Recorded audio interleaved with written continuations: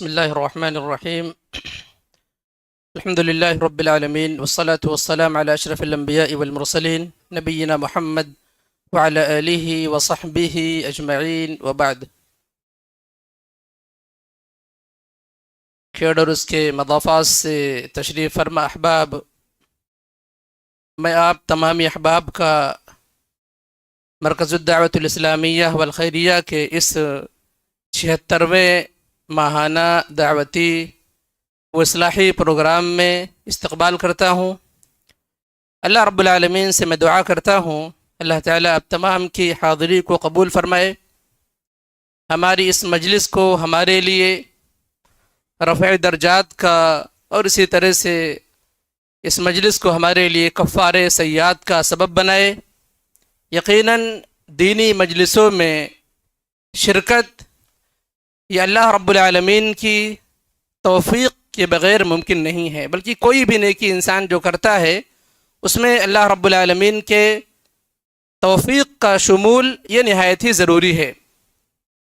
ہماری حاضری اس دینی مجلس میں ہوئی ہے، ہم اللہ رب العالمین کے وہ چنندہ بندے ہیں کہ جن کے بارے میں اللہ کے نبی صلی اللہ تعالی علیہ وسلم کی مختلف روایات موجود ہیں کہ اللہ تعالیٰ ایسے بندوں کا تذکرہ اپنے مقرب فرشتوں کے درمیان کرتا ہے، بلکہ بعض روایتوں میں نبی صلی اللہ تعالی علیہ وسلم بیان فرماتے ہیں کہ جب اللہ سبحانہ تعالیٰ کے سامنے ایسی مجلسوں کا ذکر ہوا جو تکبیر کی، تحلیل کی، تحمید کی اور اسی طرح سے اللہ تعالیٰ کے ذکر کی، نبی صلی اللہ علیہ وسلم کے اقوال کی اور سنت نبی صلی اللہ علیہ وسلم کی پیش کرنے کی یاد دہانی، یہ ساری چیزیں اس کے اندر شامل ہیں۔ جب ذکر ہوا تو اللہ سبحانہ تعالیٰ فرماتا ہے کہ میں نے سب کی جو ہے مغفرت کر دی ہے۔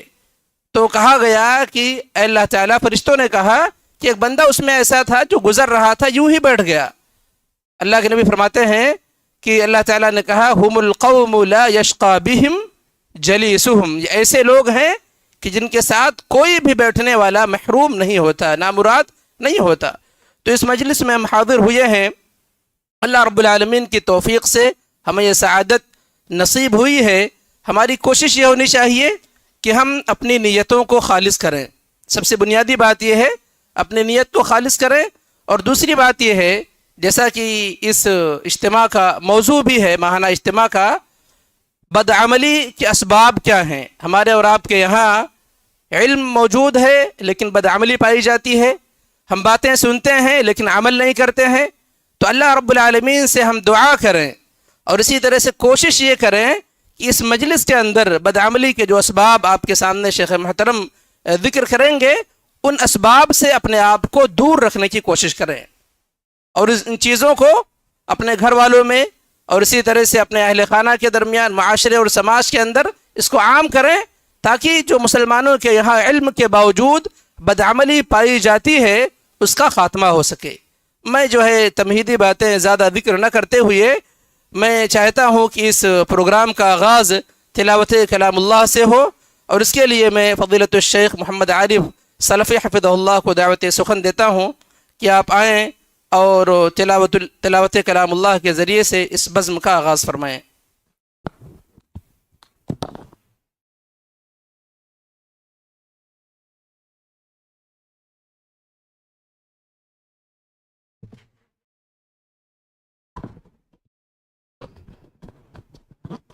السلام علیکم ورحمۃ اللہ وبرکاتہ۔ اعوذ باللہ من الشیطان الرجیم، بسم اللہ الرحمن الرحیم۔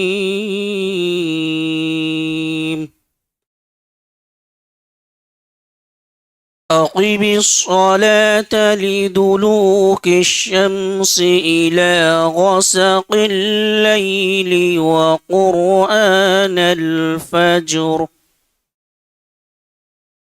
إن قرآن الفجر كان مشهودا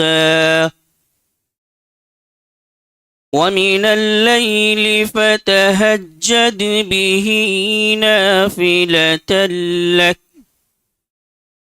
عسى أن يبعثك ربك مقاما محمودا وقل رب أدخلني مدخل صدق وأخرجني مخرج صدق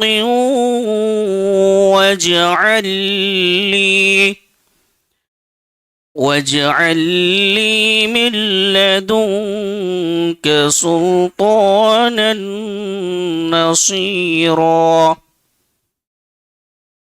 وقل جاء الحق وزهق الباطل إن الباطل كان زهوقا وننزل من القرآن ما هو شفاء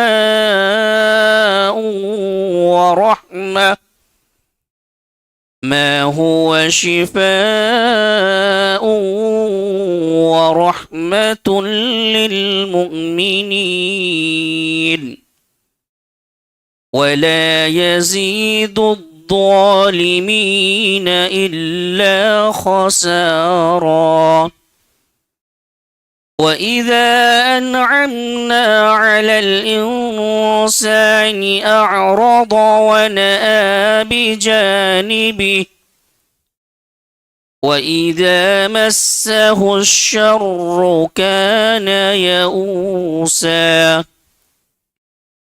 قل كل يعمل على شاكلته فربكم أعلم بمن هو أهدى سبيلا.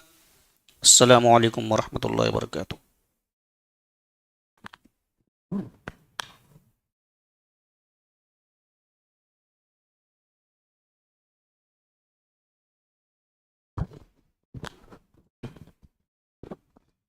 وعلیکم السلام ورحمۃ اللہ وبرکاتہ. جزاکم اللہ خیر وبارک فیکم. یہ تھے فضیلت الشیخ محمد عارف سلفی حفظہ اللہ، جو کہ نہایت ہی شیریں لب و لہجے میں آپ حضرات کے سامنے قرآن مقدس کی چند آیات تلاوت فرما رہے تھے. اب اس کے بعد میں نہایت ہی ادب و احترام کے ساتھ اس بزم کے مہمان خصوصی فضیلت الشیخ عبد المعید مدنی حفظہ اللہ کو دعوت سخن دیتا ہوں. آپ آئیں اور مسلمانوں میں بدعملی کے اسباب کیا ہیں اس موضوع پر اپنا خطاب پیش فرمائیں.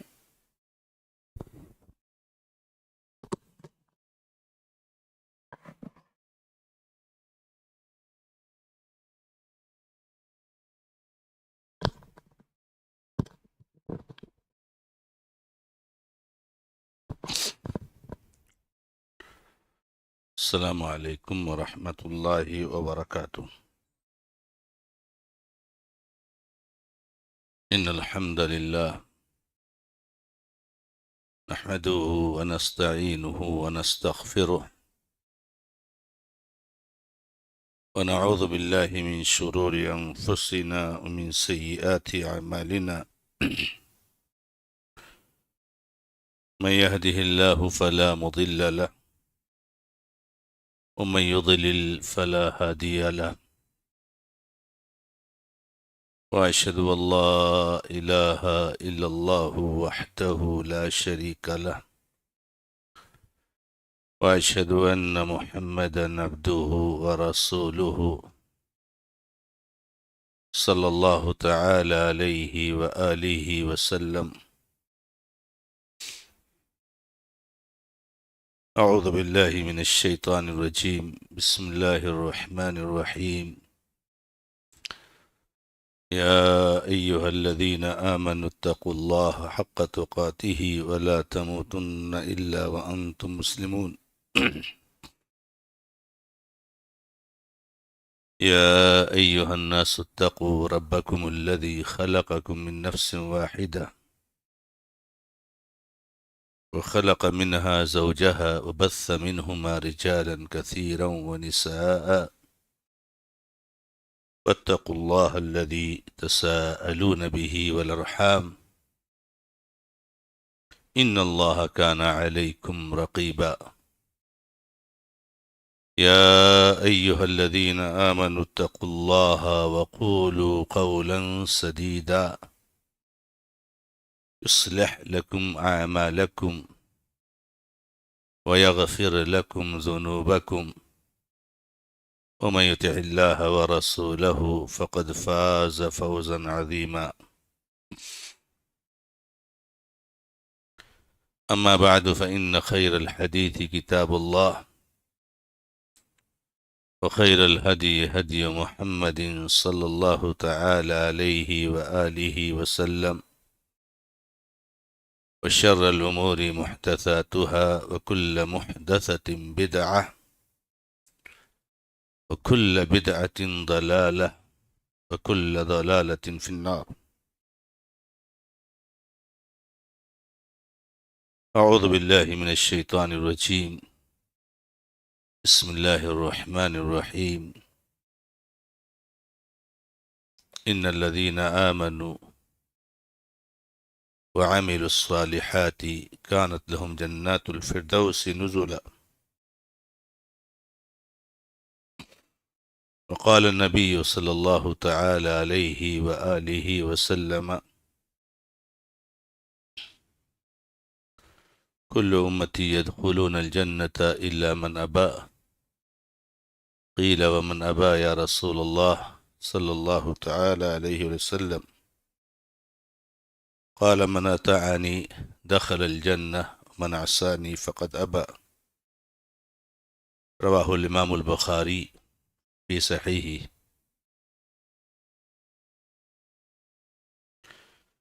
محترم اور معزز علماء کرام، ائمہ، خطباء، دعات، مبلغین، قابل احترام ذمہ داران، بزرگوں، نوجوان دوستو،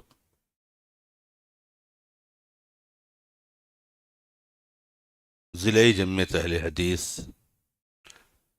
رتنا گیری کے زیر سرپرستی مرکز الدعوت الاسلامیہ والخیریہ کا یہ ماہانہ تربیتی، دعوتی، اصلاحی پروگرام ہے. اس میں ہم اور آپ شریک ہیں. دوسرے الفاظ میں اگر اس کی تعبیر کی جائے تو دنیا میں سب سے بہتر لوگ، سب سے افضل لوگ اور اللہ تبارک و تعالی کی توحید کے متوالے اللہ کے حبیب محمد رسول اللہ صلی اللہ علیہ وسلم کی سنتوں کے لیے تڑپنے والے لوگوں کی اللہ رب العزت کے کلام اور محمد رسول اللہ صلی اللہ علیہ وسلم کے فرامین کو سننے کے لیے یہ مبارک مجلس ہے. یہاں پر دو چیزیں ہیں. ایک تو کون لوگ ہیں اور کن لوگوں کی مجلسیں ہیں. یہاں جو باتیں ہوں گی اس کا منہج کیا ہے. تو میرے بھائیوں، جب تصور کرو اور سوچو کہ اس روئے زمین پر اللہ رب العزت کو جو لوگ سب سے زیادہ محبوب اور چہیتے ہیں وہ منہج کتاب و سنت پر چلنے والے ہیں. واقعی کبھی تنہائی میں آپ تصور کیجئے اور سوچئے تو خوشی کے آنسو نکلتے ہیں کہ اللہ تعالی نے آپ کو اس پرفتن ماحول میں اس منہج اور عقیدے پر قائم رہنے اور جمع رہنے کی توفیق عطا فرمائی ہے جو اللہ کے نبی محمد رسول اللہ صلی اللہ علیہ وسلم نے صحابہ کرام کو دیا تھا۔ یہ بہت بڑی چیز ہے۔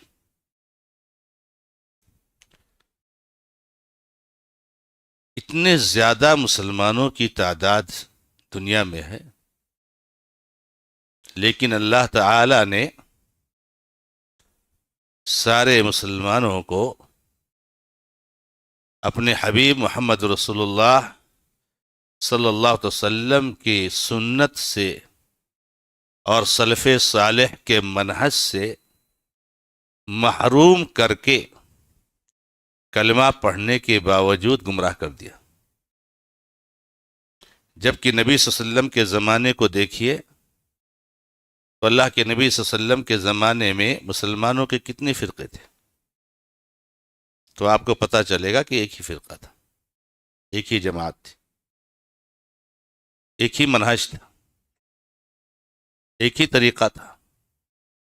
نبی صلی اللہ علیہ وسلم کے زمانے میں کوئی مسلمانوں کا اس جماعت کے علاوہ کوئی تھا ہی نہیں فرقہ۔ نبی علیہ السلام کے بعد عثمان رضی اللہ تعالیٰ عنہ کی شہادت کے بعد جو مسلمانوں میں فرقہ بندی اور انتشار شروع ہوا تو اللہ رحم کرے، اللہ کے نبی علیہ السلام نے جو فرمایا تھا، یہودی 71 فرقوں بٹ گئے، نصارہ 72 فرقوں بٹ گئے، میری امت 73 فرقوں میں بٹ جائے گی، سارے کے سارے جہنم میں جائیں گے سوائے ایک فرقہ، ایک جماعت کے۔ اس حدیث کو بہت سارے لوگ سنتے ہیں تو ناراض ہوتے ہیں، چاہتے ہیں کہ آج کے وقت میں حدیثیں نہ پڑھی جائیں، کیونکہ مسلمانوں کے بیچ میں اتحاد و اتفاق کی ضرورت ہے۔ لیکن یاد رکھیے کہ اس حدیث کو بہت زیادہ پڑھنا چاہیے، کہ اس سے ایمان تازہ ہوتا ہے، اس سے منہج میں مضبوطی آتی ہے، اور اس میں اہل بدعت کے لیے بہت زبردست وعید ہے اور ان کے لیے تنبیہ بھی ہے۔ اس لیے کبھی اس طرح کی حدیثوں کو سن کر کے کوڑھن نہیں محسوس کرنی چاہیے، خوشی محسوس کرنی چاہیے۔ 73 فرقوں بڑھ جائیں گے، اور 73 فرقوں میں سے 72 فرقے جہنم میں جائیں گے سوائے ایک فرقہ کے۔ صحابہ کرام نے پوچھا کہ کون سا یہ فرقہ ہے، کون سی جماعت ہے، اس کا منہج کیا ہے، اس کا طریقہ کیا ہے؟ تو اللہ کے نبی علیہ السلام نے فرمایا کہ یہ وہ فرقہ ہے جو اس منہج پر قائم رہے گا جس پر آج کے دن میں اور میرے صحابہ کرام قائم ہیں۔ اب آپ سوچئے کہ مسلمانوں کی تعداد بڑھتی گئی تو اللہ تعالیٰ نے ان کو فرقہ بندی کا شکار کر کے ان کو برباد کر دیا۔ ہدایت کا دعویٰ کرنے کے باوجود اللہ تعالیٰ نے ان کو گمراہ کر دیا۔ تو اس وقت میں، اس ماحول میں، اگر اللہ تعالیٰ نے آپ کو اس بات کی توفیق دی ہے کہ آپ کے عمل کرنے کا منہج بھی کتاب و سنت ہے صحابہ کرام کے فہم کے مطابق، اور ماشاء اللہ تبارک اللہ آپ کی نسبت بھی اسی کی طرف، عمل بھی وہی ہے اور نسبت بھی وہی ہے۔ یہاں تو لوگ عمل میں بھی محروم ہو گئے، منہج میں بھی محروم ہو گئے، اور نسبت سے بھی محروم ہو گئے۔ کم سے کم موٹی باتیں تو سمجھنی چاہیے کہ بھائی اپنی نسبتیں کسی شخصیت کی طرف مت کرو، کسی گاؤں کی طرف مت کرو، کسی کیا نام ہے بستی کی طرف مت کرو، لیکن لوگ نہیں، شخصیتوں کی طرف نسبت کرتے اور جیسے فخر محسوس کرتے۔ تو یہ ایسے لوگوں کی یہ جماعت ہے جن کے بیچ میں ہم اپنے ایمان کو تازگی بخشنے کے لیے ہم سب جمع ہیں۔ دوسری بات، یہ مجلس کون سی ہے؟ یہ مجلس اس لیے قائم کی گئی ہے کہ ہم اور آپ اللہ رب العزت کی آیتوں کو اور اللہ کے نبی صلی اللہ علیہ وسلم کی حدیثوں کو سن کر اپنے ایمان کو تازہ کریں. یہ ذکر کی مجلس ہے. ذکر کی بات جب سنتے ہیں اور بہت ساری حدیثوں میں ذکر کی فضیلت کی باتیں آئی ہیں تو بہت سارے لوگ سمجھتے ہیں کہ ذکر کا مطلب یہ ہے کہ وہ صوفیوں والا ہو حق کا نعرہ لگایا جائے اور جھوما جائے، وہ ذکر ہے. ذکر سب سے افضل ذکر ہے قرآن اور حدیث کو سمجھنا اور سمجھانا. یہ سب سے افضل ذکر، اس سے افضل کوئی ذکر نہیں. قرآن کو سمجھنا سمجھانا، دین کو سمجھنا سمجھانا، یہ سب سے افضل ذکر ہے. اور ذکر میں سب سے پہلے نمبر پر یہ داخل ہے سبحان اللہ والحمد للہ لا الہ الا اللہ واللہ اکبر ولا حول ولا قوت الا باللہ. یہ سب اذکار ہیں، یہ سب کلمات ہیں جو اذکار کے ہیں. ان سے افضل یہ ذکر ہے کہ آپ قرآن کو سمجھیں اور سمجھائیں.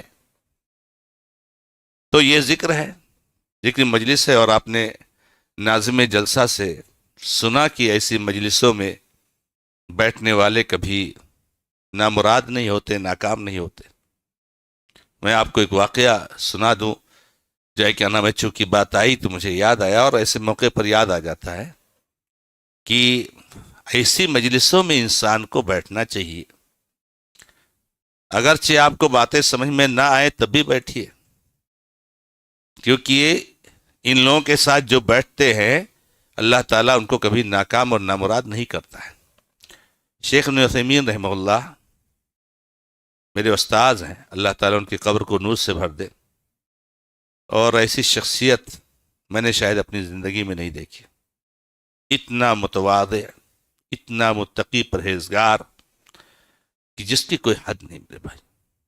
اور اتنا اللہ کا خوف، ڈر، تقوی. حرم مکی میں ہر سال رمضان میں ان کا درس ہوتا تھا، تو ہم لوگ حرم مکی میں جاتے تھے اور رمضان بھر وہی رہتے تھے، ان کے درس میں شرکت کرتے. شیخ کا انداز یہ ہوتا تھا درس دینے کا کہ وہ اپنے درس کے بیچ میں سوالات کرتے رہتے.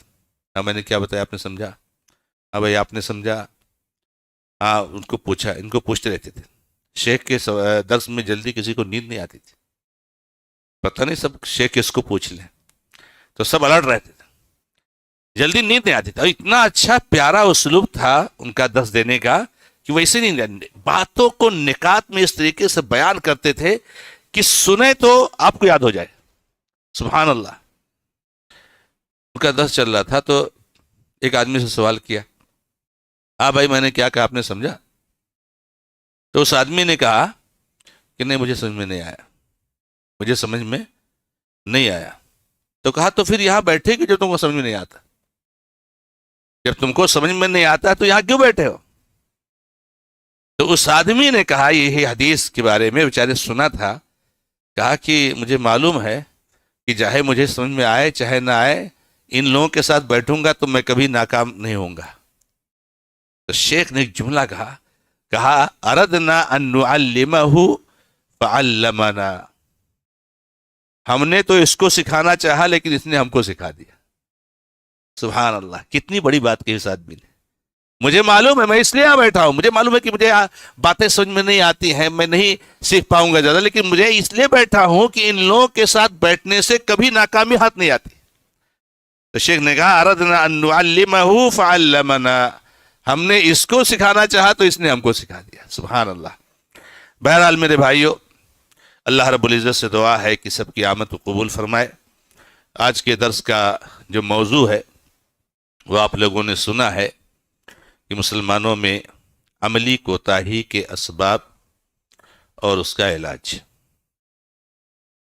سب سے پہلے ہم اس کو لے لیتے ہیں کہ عملی کوتاہی میں عمل سے کیا مراد ہے. عمل سے مراد یہ ہے کہ جس عمل سے ہم اللہ تبارک و تعالیٰ کا تقرب حاصل کرتے ہیں، جس عمل پر ہم کو ثواب ملتا ہے. عمل سے مراد ہر عمل نہیں ہے، ورنہ تو مسلمان ماشاءاللہ عمل میں کوتاہ نہیں ہے. ایسی ایسی محنتیں کرتے ہیں اور ایسے ایسے اعمال کرتے ہیں دنیا کے تعلق سے جو ہوتے ہیں کہ آپ دنگ رہ جائیں گے سن کر. تو عمل سے مراد دینی عمل، ایسا عمل جس پر آپ کو ثواب حاصل ہو. ایسا عمل جس پر اللہ تبارک و تعالیٰ کا تقرب حاصل ہو، ایسا عمل جس سے آپ جنت کے مستحق بن سکیں، ایسا عمل جس سے آپ جہنم سے بچ سکیں۔ اور یہ عمل کون سا ہے؟ عام طور سے بھی مسئلہ ہے کہ عمل سے مراد، محنت کرنے سے مراد، نیکی کا کام کرنے سے مراد آدمی سمجھتا ہے کہ نماز پڑھو، توحید پر رہو، روزہ رکھو، زکوٰۃ دو، حج کرو، سچ بولو۔ اس میں دونوں چیزیں آتی ہیں میرے بھائیوں عمل میں۔ ایک تو جو اللہ تعالیٰ نے ہم کو کرنے کے لیے کہا ہے اس کو کرنا، اور دوسرے جو اللہ تعالیٰ نے نہیں کرنے کے لیے کہا ہے اس کو نہیں کرنا۔ یہ نہیں کرنا بھی عمل ہے، یہ نہیں کرنا بھی عمل ہے میرے بھائیوں۔ اللہ تبارک و تعالیٰ نے جو کرنے کے لیے کہا ہے وہ کیجئے، جیسے نماز پڑھو، روزہ رکھو، زکوٰۃ دو، حج کرو، سچ بولو، تلاوت کرو، ذکر اذکار کرو، صدقہ کرو، خیرات کرو۔ تو جو کرنے کے لیے ہے وہ کرو، اور جو نہیں کرنے کے لیے کہا ہے وہ نہیں کرو۔ عمل میں دونوں چیزیں داخل۔ اسی لیے اللہ کے نبی علیہ الصلوۃ والسلام نے صحابہ کرام سے بیان فرمایا کہ جب تم میں سے کوئی آدمی گناہوں سے بچتا ہے، برائیوں سے دور رہتا ہے، حرام کاموں سے بچتا ہے، جیسے کوئی آدمی جو ہے اپنی بیوی سے ہم بستری کرتا ہے تو اس کو ثواب ملتا ہے۔ تو صحابہ نے کہا نبی صلی اللہ علیہ وسلم یہ بیوی سے ہم بستری کرتا ہے اس کو ثواب ملتا ہے، اس پر بھی ثواب؟ کہا یہ بتاؤ کہ اگر وہ زنا کرتا، حرام طریقے سے اپنی خواہش کو پوری کرتا تو کیا گناہ نہیں ملتا؟ تو اس گناہ کے کام کو چھوڑ کر اس نے حلال طریقہ اختیار کیا ہے تو بھی اس کو ثواب ملے گا۔ تو کرنے والے کام کو نہ کرنا اور نہ کرنے والے کام کو کرنا، یہ دونوں عملی کوتاہی میں آتے ہیں۔ اور کوتاہی کا مطلب یہ ہے میرے بھائیوں کہ اس میں سستی ہے، غفلت ہے۔ کوتاہی تو اس طریقے سے اس وقت عروج پر ہے ہمارے بیچ میں، اور ہمارے بیچ میں اتنا عروج پر ہے کہ میرے بھائیوں جس کی کوئی حد نہیں۔ ایسے عمل سے ہم کوتاہی کرتے ہیں، ایسے عمل میں ہم غفلت برتتے ہیں کہ جو کفر اور ایمان کا مسئلہ ہے میرے بھائیوں۔ توحید کو اختیار کرنے کے بعد، ایمانیات پر جمے رہنے کا دعویٰ کرنے کے بعد، نماز سب سے اہم چیز ہے۔ نماز سب سے اہم چیز ہے، ہر عمل سے بہتر نماز ہے، یہ جان لیجئے، سب سے افضل نماز ہے۔ توحید کے بعد، شرک سے بچنے کے بعد نماز یہ سب سے اہم کام۔ اب آپ نماز کے بارے میں دیکھ لیجئے کہ آج مسلمانوں کا حال کیا ہے۔ جو تجزیہ نگاران کا تجزیہ ہے کہ 95% مسلمان نماز نہیں پڑھتے، اور میں اگر کہوں اللہ تعالی ہم سب کو معاف کرے، ہماری اصلاح کرے، کہ اس کو بڑھا کے کوئی 99 بھی کہے تو مشکل نہیں ہے اور غلط نہیں۔ آپ کو مسجد میں نماز پڑھنے والے بہت نظر آئیں گے، لیکن حقیقت میں نمازی نہیں ہے۔ مسجد میں نمازی بہت آتے ہیں میرے بھائیوں، لیکن وہ نمازی ہے نہیں، اس کو برا مت مانیے گا۔ مسجد میں نماز تو پڑھ رہے ہیں لیکن وہ نمازی نہیں ہے میرے بھائیوں۔ اور اس کا بخوبی آپ نے مشاہدہ کیا ہوگا کہ یہی مسجد میں جو پہلی صف میں نماز پڑھتا ہے، اذان کو سن کر کے فوراً مسجد میں حاضر ہو جاتا ہے، آتا ہے، سنتیں پڑھتا ہے، اللہ تعالیٰ سے دعائیں کرتا ہے، اور جو ہے کوئی تلاوت کرتا ہے، ذکر اذکار کرتا ہے، جماعت سے نماز پڑھتا ہے، فجر ہو، ظہر ہو، مغرب ہو، عشاء ہو۔ یہی شخص جب سفر میں جاتا ہے تو نماز نہیں پڑھتا، یہ نمازی ہے؟ اس کو نمازی کہا جائے گا؟ نہیں کہا جائے گا میرے بھائی، معاف کیجیے گا۔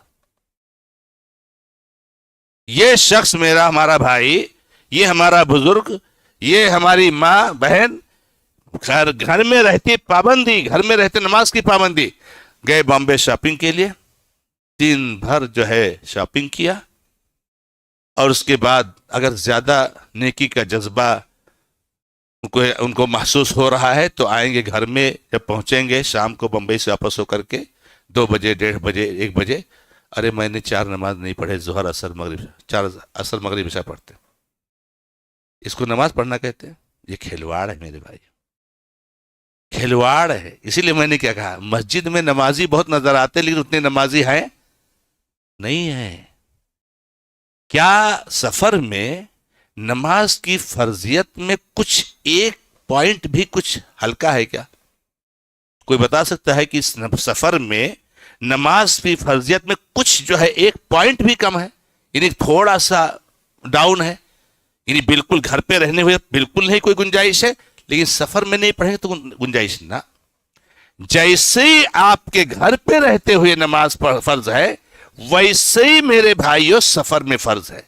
جو کچھ کمی کرنی تھی، جو کچھ اللہ رب العزت کو ہلکا کرنا تھا، وہ رب العزت نے کر دیا ہے. کیا کر دیا ہے؟ آپ سنتیں مت پڑھیے، صرف فجر کی سنت پڑھ لیجئے، وتر پڑھ لیجئے. آپ 2 رکعت پڑھیے 4 رکعت والی نمازوں کو. آپ ظہر کو عصر کے ساتھ یا عصر کو مغرب کے ساتھ ملا لیجئے، جمع کر لیجئے. آپ وہ نمازوں کو بھی ہلکی کر لیجئے. یہ بھی جانیے گا، عام طور سے لوگ یہ جانتے ہیں کہ 4 والی کو 2 پڑھ لے اور جو ہے کیا نام ہے سنتیں نہ پڑھیں اور ہم ظہر عصر کے ساتھ ملا لیں. نہیں، نماز کو ہلکی بھی پڑھیے، یہ بھی ہے سفر میں.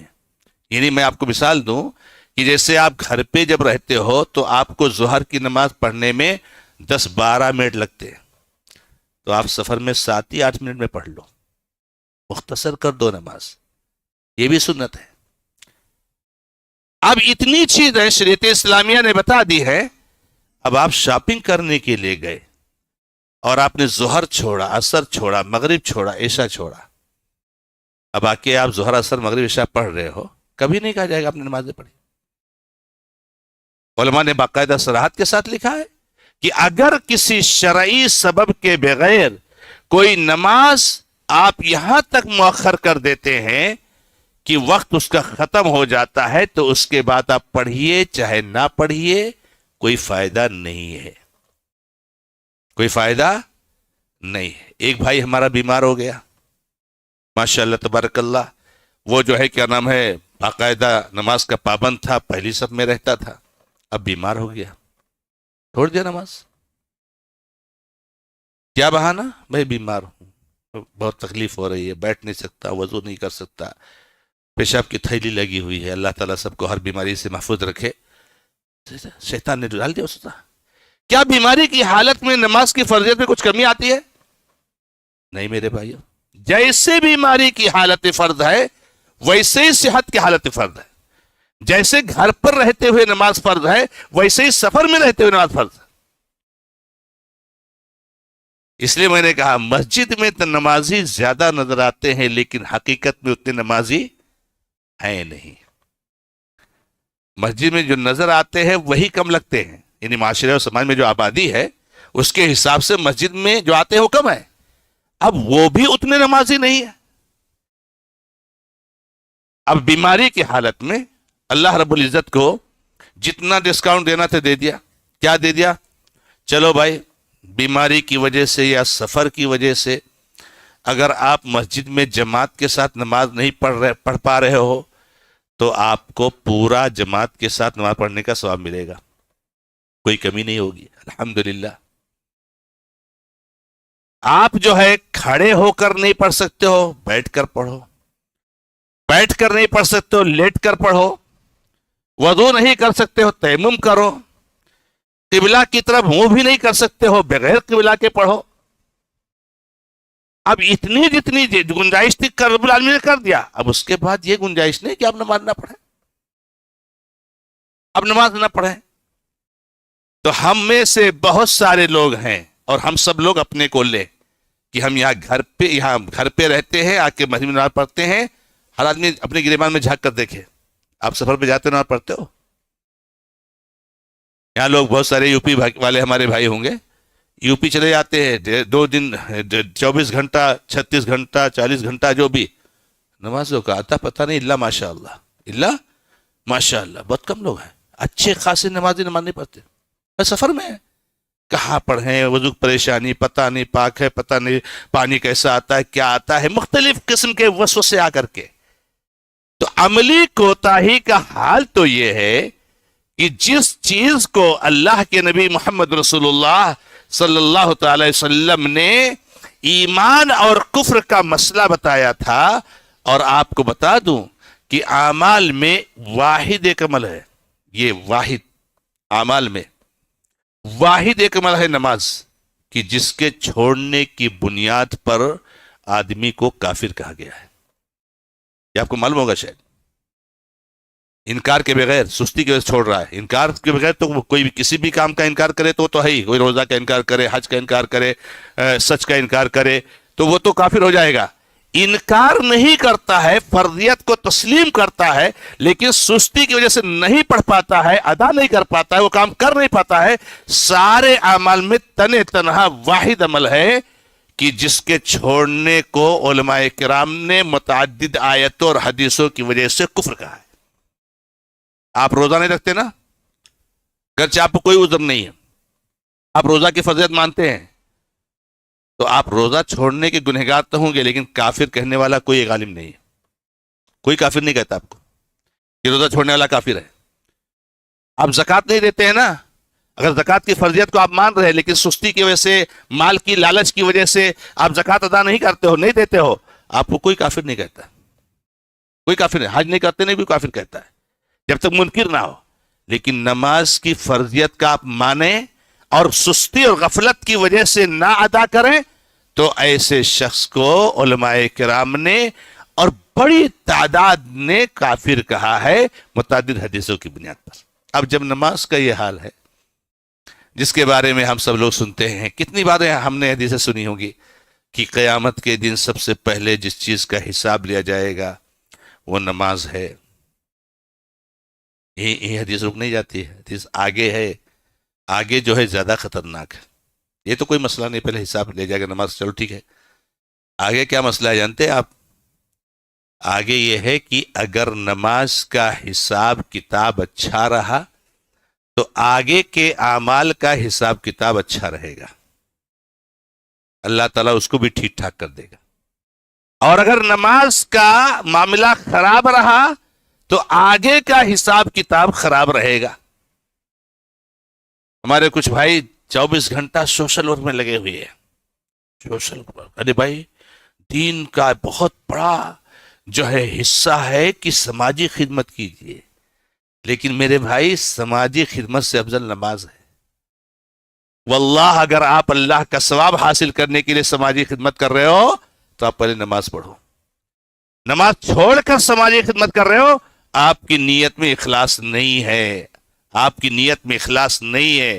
جہنم سے بچنے کے لیے اگر آپ نماز سماجی خدمت کرتے تو آپ پہلے نماز پڑھتے، کیونکہ نماز بھی تو جہنم سے بچاتی. بلکہ تو ہم لوگ یہ بھی سنتے ہیں کہ اللہ تبارک و تعالیٰ نے قرآن کریم میں ذکر فرمایا ہے کہ جب قیامت کے جن جنتی جنت میں چلے جائیں گے، جہنمی جہنم میں چلے جائیں گے.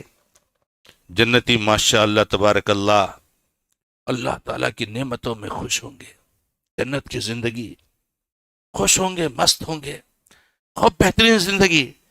اب وہ جہنم میں اپنے ہی بھائیوں کو دیکھیں گے کہ وہ تڑپ رہے ہیں عذاب میں، سزاؤں میں، ایک طرح طرح کے عذاب، آگ، سانپ، بچھو، سب. تو جنتیوں کو تھوڑا دل چاہے گا کہ اپنے بھائیوں سے پوچھیں، میرے بھائی آپ لوگ جہنم میں کیوں چلے آئے؟ ان کے عذاب کو دیکھ کر وہ برداشت نہیں کر پائیں گے. تو کہیں ارے بھائی ہم تو جنت میں آئے ہیں، اللہ تعالیٰ کی اتنی بڑی نعمت کا گھر، تم لوگ یہاں کیوں آ گئے؟ تو کیا کہیں گے؟ قالوا لم نکو من المصلین، ہم نماز نہیں پڑھتے تھے. اتنی صراحت کے بعد بھی مسلمان کے کان کھڑے نہیں ہوتے کہ نہیں نماز تم کو پڑھنا ہے. جہنمی کہیں گے کہ ہمارے جہنم میں آنے کی وجہ لم نکو من المصلین، ہم نماز پڑھنے والوں میں سے نہیں تھے. تو یہ عملی کوتاہی کا حال ہے. تو اب دوسرے اعمال کا کیا تذکرہ کریں؟ جب نماز کا یہ حال ہے تو روزہ ہے، زکوٰۃ ہے، حج ہے، پھر محرمات ہے، اللہ اکبر، جھوٹ، چغل خوری، غیبت، گالی گلوچ، لڑائی، غصب، ظلم، زیادتی، یہ تو بالکل ایسا سلسلہ ہے جو لامتناہی ہے ایک دم سے بالکل۔ تو سوال یہ موضوع جو میرا ہے کہ یہ جو عملی کوتاہی ہے اس کے اسباب کیا ہے؟ عملی کوتاہی کی طرف میں نے اشارہ کیا، اب اس کے اسباب کیا ہیں اور اس کا علاج کیا ہے؟ تو آئیے ان اسباب کو ہم جان لیں۔ سب سے پہلا سبب جو میں نے یہاں ذکر کیا ہے تو جہالت، لا علمی اور علم سے دوری، یہ سب سے پہلا سبب ہے۔ میرے بھائیوں، ہم لوگ کیا سمجھتے ہیں کہ ہمارے مسلمان بھائیوں کو معلوم ہے کہ نماز پڑھنا چاہیے۔ ہاں معلوم تو ہے، لیکن ان کو صحیح سے معلوم نہیں کہ نماز کیوں پڑھنا چاہیے، نماز چھوڑنے کے کیا نقصانات ہیں۔ اسی لیے آپ یاد رکھیے کہ اللہ کے نبی صلی اللہ علیہ وسلم جو کہا ہے طلب العلم فریضۃ علی کل مسلم، علم دین کا سیکھنا ہر مسلمان پر فرض ہے۔ اور اہل علم نے کہا ہے کہ جتنا زیادہ بندہ علم میں بڑھتا جائے گا اتنا ہی زیادہ اس کے اندر تقوی بڑھتا جائے گا۔ اسی لیے اس دنیا میں سب سے زیادہ متقی پرہیزگار لوگ کون لوگ ہیں؟ کون لوگ ہیں؟ علماء ہیں۔ کون لوگ ہیں؟ علماء ہیں۔ علماء مطلب ہم لوگوں کو ہی دیکھ کر علماء میں سمجھے تو بہت گنہگار برے لوگ ہیں۔ علماء کبار جن کو علماء کہا جاتا ہے، ہم لوگ تو طلاب علم بھی نہیں ہیں، ہم تو طلاب علم بھی نہیں ہیں بھائی۔ ہماری کوتاہی کو دیکھ کر کے نعوذ باللہ کہیں آپ اللہ تعالیٰ کی آیتوں میں مشکوک نہ ہو جائیے گا، شک میں مت پڑ جائیے گا، ورنہ یہ طلاب علم بھی نہیں ہیں۔ علماء جس کو کہتے ہیں، اللہ تعالیٰ نے فرمایا انما یخشی اللہ من عبادہ العلماء، اللہ کے بندوں میں سے اگر کوئی اللہ تعالی سے حقیقی طور سے ڈرتا ہے، اللہ کا ڈر اور خوف اس کے دل میں ہے، وہ علماء ہے۔ وہ کون ہے؟ کیوں؟ علماء کے پاس سب سے زیادہ علم ہوتا ہے۔ تو جب سب سے زیادہ علم ہوتا ہے تو ظاہر سی بات ہے تقویٰ بھی سب سے زیادہ ہوگا، اللہ کا ڈر بھی سب سے زیادہ ہوگا، اللہ کا خوف بھی سب سے زیادہ ہوگا، خشیت بھی سب سے زیادہ ہوگی، تواضع بھی سب سے زیادہ ہوگا۔ اسی لیے علماء کرام کو انبیاء کا وارث بنایا گیا ہے۔ ان العلماء ورثۃ الانبیاء، تو انبیاء جو علم لے کر کے آئے تھے اس کے وارث علماء ہیں۔ تو جب ہم علم سیکھیں گے، علم حاصل کریں گے، تو میرے بھائیوں ہمارے لیے بہت بڑا ذریعہ ہوگا کہ ہم اللہ رب العزت کے تقرب کے اعمال انجام دیں گے۔ اس لیے علم میں دوری، علم سے، علم میں کوتاہی۔ آج آپ سوچئے کہ ہم کتنا علم حاصل کرتے ہیں۔ چلو یہ مہینے میں ایک درس ہوتا ہے، ہم آ جاتے ہیں، ایک دو وقت درس ہوتے ہیں مساجد میں، سنتے ہیں۔ کیا اتنا کافی ہے میرے بھائیو؟ کیا اتنا کافی ہے؟ پھر ہم سوچیں کہ ہم اپنے بچوں کو کتنا علم دیتے ہیں۔ ہمارے پاس ابھی مذہبی جو چلتا ہے مسجدوں میں، تو ہمارے پاس بہت ایسے آتے ہیں، کیونکہ مسجد کی خدمت کا ایک ذمہ ہمارے سر پہ ہے بھی، تو بہت سارے لوگ آتے ہیں۔ ابھی مذہبی کا امتحان شروع ہو رہا تھا، چل رہا تھا، تو بہت ایسے آتے ہیں، بہت مولانا وہ امتحان کے ٹائم میرا بچہ نہیں آ پائے گا، وہ اصل میں ٹیوشن جانا ہے، اس کو یہاں جانا ہے، اس سے کچھ ایڈجسٹ کرو۔ بہت سارے بھائی میں کہتا ہوں کہ اچھا آپ کا بچہ اسکول میں کتنے مہینے گھنٹے رہتا ہے؟ صبح سے کب جاتا ہے؟ صبح 7 بجے سے جاتا ہے اور پھر 12-1 بجے آتا ہے، تھک کر کے آتا ہے، تو پھر دوپہر میں مذہبی کیسے بھیج سکتے ہیں؟ تھوڑا سا اس کو چھٹی دے دو۔ 7 بجے سے 1 بجے تک اسکول میں رہ رہا ہے پھر بھی آپ کو پیٹ نہیں بھرتا، پھر اس کو عصر بعد یا 3 بجے اس کو ٹیوشن جا رہا ہے، اس کے لیے مذہبی کینسل کرو۔ وہ جو صبح سے لے کر کے 6 گھنٹہ اسکول میں پڑھا کافی نہیں ہوا کیا؟ مذہبی کے لیے کتنا؟ 1 گھنٹہ ہے۔ کتنا ہے؟ 1 گھنٹہ، اس کے لیے چھٹی چاہیے۔ یہ حال ہے علم حاصل کرنے کا۔ اور ہم تو مست ہے کہ ہمارا بچہ مسجد میں جا رہا ہے، مدرسے میں جا رہا ہے، پڑھ رہا ہے، مولانا صاحب کے پاس جا رہا ہے، کیا علم حاصل کر رہا ہے، بچہ کیا پڑھ رہا ہے، بچہ کیا سیکھ رہا ہے۔ حالت یہ ہے کہ ہمارے پاس بہت سارے لوگ آتے ہیں، بچے کے داخلہ کے لیے مدرسے میں آتے ہیں، داخلے کے لیے، ہاں بچہ قرآن پڑھتا ہے، ہاں قرآن ماشاء اللہ قرآن پڑھتا ہے، وہ مولانا صاحب کے پاس جاتا ہے مسجد میں، جب بچے کو لیتے تو پتہ چلا ناظرہ الف با بھی نہیں آتا ہے، کون سا قرآن پڑھتا ہے؟ مولانا صاحب کے پاس جاتا ہے۔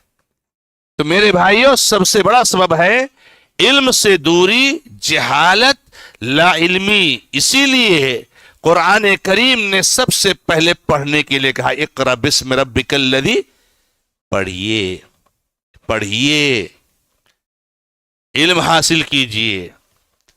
اللہ کے نبی محمد رسول اللہ صلی اللہ علیہ وسلم کو اللہ تبارک و تعالیٰ نے اتنا علم عطا کیا، اتنا علم عطا کیا کہ جتنا علم کسی کو عطا نہیں کیا۔ بھائی ہم نبی ہیں، آپ کے پاس صبح و شام وہ آتی تھی، پورا قرآن نبی صلی اللہ علیہ وسلم پر نازل ہوا ہے، ساری حدیثیں نبی صلی اللہ علیہ وسلم پر نازل ہوئی ہیں، لیکن نبی علیہ السلام کو اللہ تعالیٰ نے دعا کرنے کے لیے کہا، کچھ مانگنے کے لیے کہا تو کیا کہا؟ قل رب زدنی، اللہ نبی وسلم کو اور علم چاہیے، رب زدنی علما، اے اللہ مجھے علم کے اعتبار سے خوب زیادہ دے دے، مجھے خوب علم عطا فرما۔ تو میرے بھائیوں، علم حاصل کیجئے، علم سے دوری، علم سے اعراض، علم سے غفلت، یہ سب سے بڑا سبب ہے عملی کوتاہی کا۔ اس لیے ہمیں اور آپ کو اس کی طرف توجہ دینی چاہیے۔ دوسرا جو سبب ہے جو میں نے نوٹ کیا ہے، ایمان اور عقیدے کا کمزور ہونا۔ ایمان اور عقیدے کا کمزور ہونا۔ ہم لوگ سمجھتے ہیں کہ بہت پکا اہل حدیث ہوں میں، بہت پکا اہل حدیث، لیکن نماز ایک بھی نہیں پڑھتا ہے۔ اور بہت سارے لوگوں کے بارے میں کہتے بھی ہیں کہ مولانا نماز تو نہیں پڑھتے ہیں، یہ فلاں صاحب ہے، ڈاکٹر صاحب ہے، انجینئر صاحب ہے، فلاں ہے، بہت پکا اہل حدیث ہے، پکا اہل حدیث، پکا عقیدہ والا ہے، لیکن نماز نہیں پڑھتا ہے۔ آپ کو معلوم ہے جس کے دل میں رائی کے دانے کے برابر بھی ایمان ہوگا، ارے پکا کی بات تو چھوڑ دو، پکا کی بات تو چھوڑ دو، جس کے دل میں رائی کے دانے کے برابر بھی ایمان ہوگا وہ بھی نماز پڑھے گا۔ منافق بھی نماز پڑھتا ہے۔ اسی لیے میں ہمیشہ کہتا ہوں کہ مجھے ایک مومن کا نام بتاؤ۔ نبی صلی اللہ علیہ وسلم زمانے میں لاکھوں مومن تھے، حجۃ الوداع میں 1,10,000 صحابہ کرام تھے، ایک مومن کا نام بتاؤ جو نبی صلی اللہ علیہ وسلم کے زمانے میں اہل ایمان تھے، ایک آدمی نماز نہ پڑھتا رہا، ایک بھی نام نہیں ملے گا آپ کو۔ نماز سے کوتاہی کون لوگ کرتے تھے؟ منافق۔ کون کرتا تھا؟ مومن نہیں ملے گا۔ حالانکہ مومن نے زنا کیا ہے، نبی صلی اللہ علیہ وسلم زمانے میں مومن نے زنا کیا ہے، صحابی نے زنا کیا ہے میرے بھائی۔ چوری کا واقعہ ہوا، مرڈر کا واقعہ ہوا، خیانت کا واقعہ ہوا، یہ ساری برائیاں نبی صلی اللہ علیہ وسلم کے زمانے میں پائی گئیں، لیکن کوئی نماز چھوڑ دے ایمان والا، یہ آپ کو نہیں مل سکتا ہے، یہ نہیں مل سکتا ہے۔ نبی صلی اللہ علیہ وسلم زمانے میں نماز جو چھوڑتا تھا وہ منافق ہوا کرتا تھا، وہی پڑھتے تھے نماز، لیکن جب موقع پاتے تھے تو بھاگ جاتے تھے۔ اسی لیے نبی صلی اللہ علیہ وسلم نے کہا ہے اثقل الصلاۃ علی المنافقین العشاء والفجر، اور اللہ نے ان کا نقشہ کھینچا ہے وَإِذَا قَامُوا إِلَى الصَّلَاةِ قَامُوا كُسَالَىٰ يُرَاءُونَ النَّاسَ وَلَا يَذْكُرُونَ اللَّهَ إِلَّا قَلِيلًا، کہ یہ منافقین نماز میں آتے ہیں تو کاہلی سستی سے کھڑے ہوتے ہیں اور چپ چاپ کھڑے رہتے ہیں، اللہ کا ذکر نہیں کرتے کیونکہ ان کا ایمان نہیں ہے، عقیدہ کمزور ہے، اور عشاء فجر میں غائب ہو جاتے تھے۔ عشاء فجر میں کیوں غائب ہوتے تھے؟ عشاء اور فجر یہ دو نمازیں ایسی ہیں جو اندھیرے میں پڑھی جاتی ہیں، آج کل تو لوگ فجر کو اجالے میں لے آئے، اسفار کر دیتے، حالانکہ نبی صلی اللہ علیہ وسلم غلس میں پڑھتے تھے، غلس اندھیرے میں۔ ایک ساتھی اپنے ساتھی کو نہیں پہچان سکتا تھا فجر کی نماز میں۔ تو عشاء اور فجر یہ دو نماز اندھیرے میں پڑھی جاتی، اور چونکہ اس زمانے میں یہ لائٹ، یہ روشنی ایسے نہیں تھی، اندھیرے میں ہی لوگ چلتے تھے، نمازیں پڑھتے تھے، رہتے تھے۔ لوگوں کے پاس چراغ بھی صحیح سے جو ہے کیا نام ہے موجود نہیں ہوتا تھا، نہیں پاتے تھے چراغ جلانے کے لیے بیچارے۔ تو مسجد نبی میں اندھیرا رہتا تھا، عشاء میں، فجر میں۔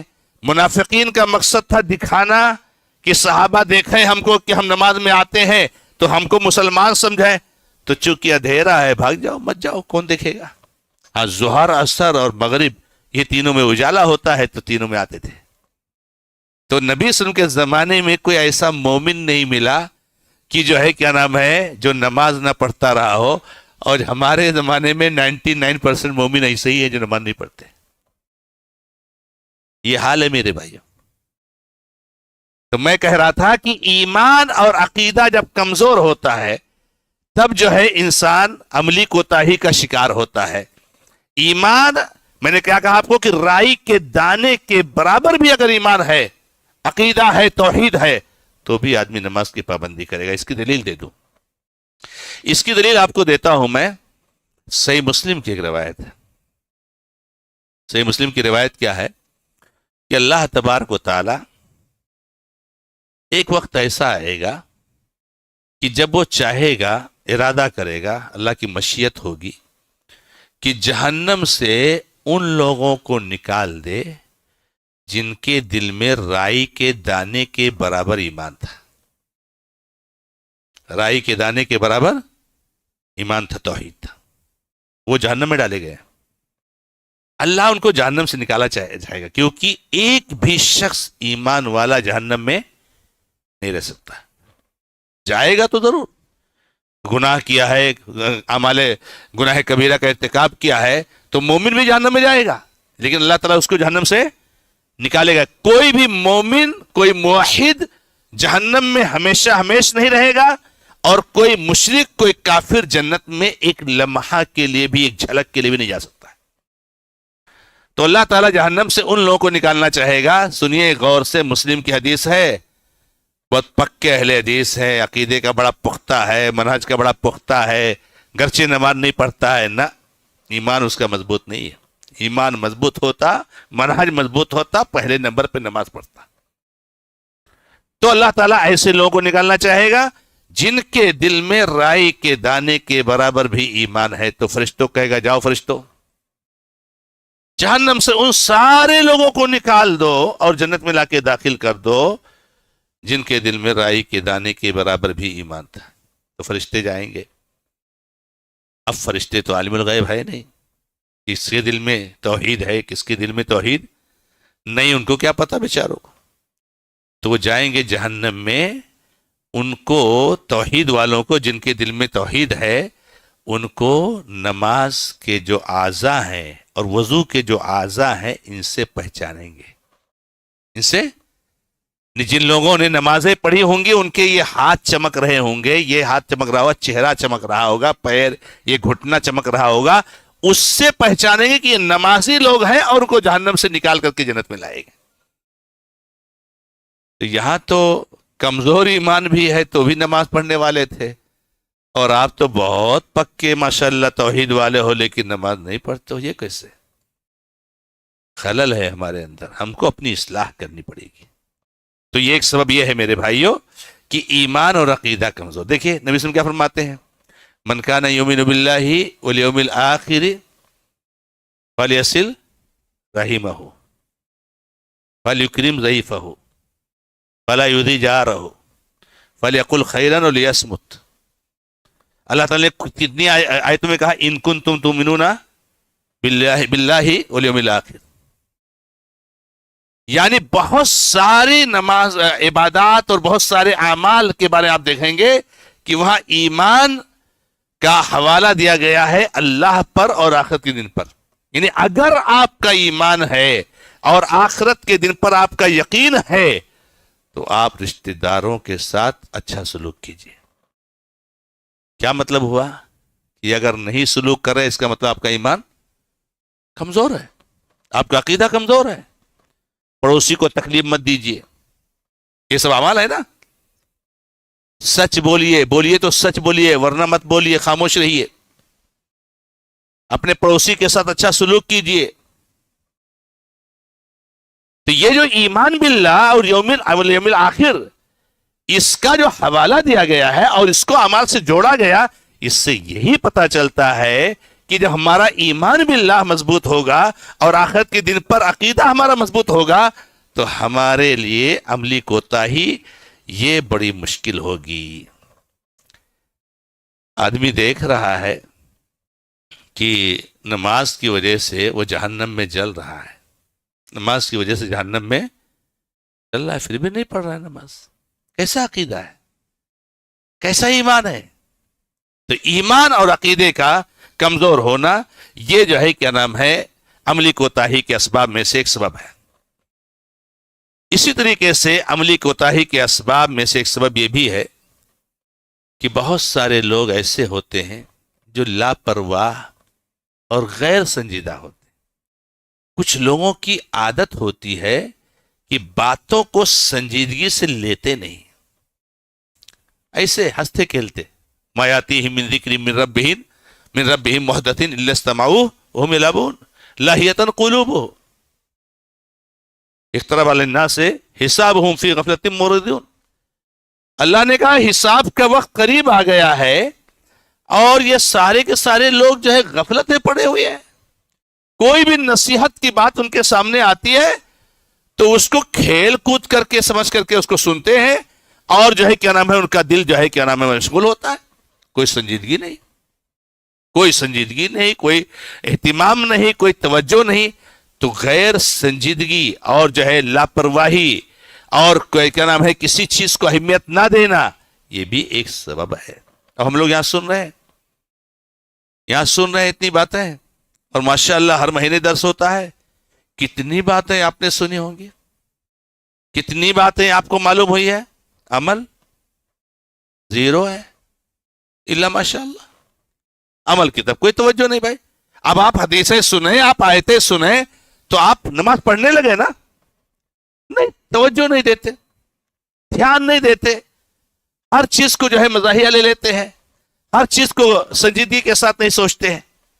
اسی لیے اللہ تبارک و تعالی نے ہمیں اور آپ کو سنجیدہ ہونے کا حکم دیا ہے. یا الذین آمنوا اتقوا اللہ ولتنظر نفس ما قدمت لغد. اے مومنو اللہ سے ڈرو اور دیکھو کل کے لیے آپ نے کیا آگے بڑھایا ہے.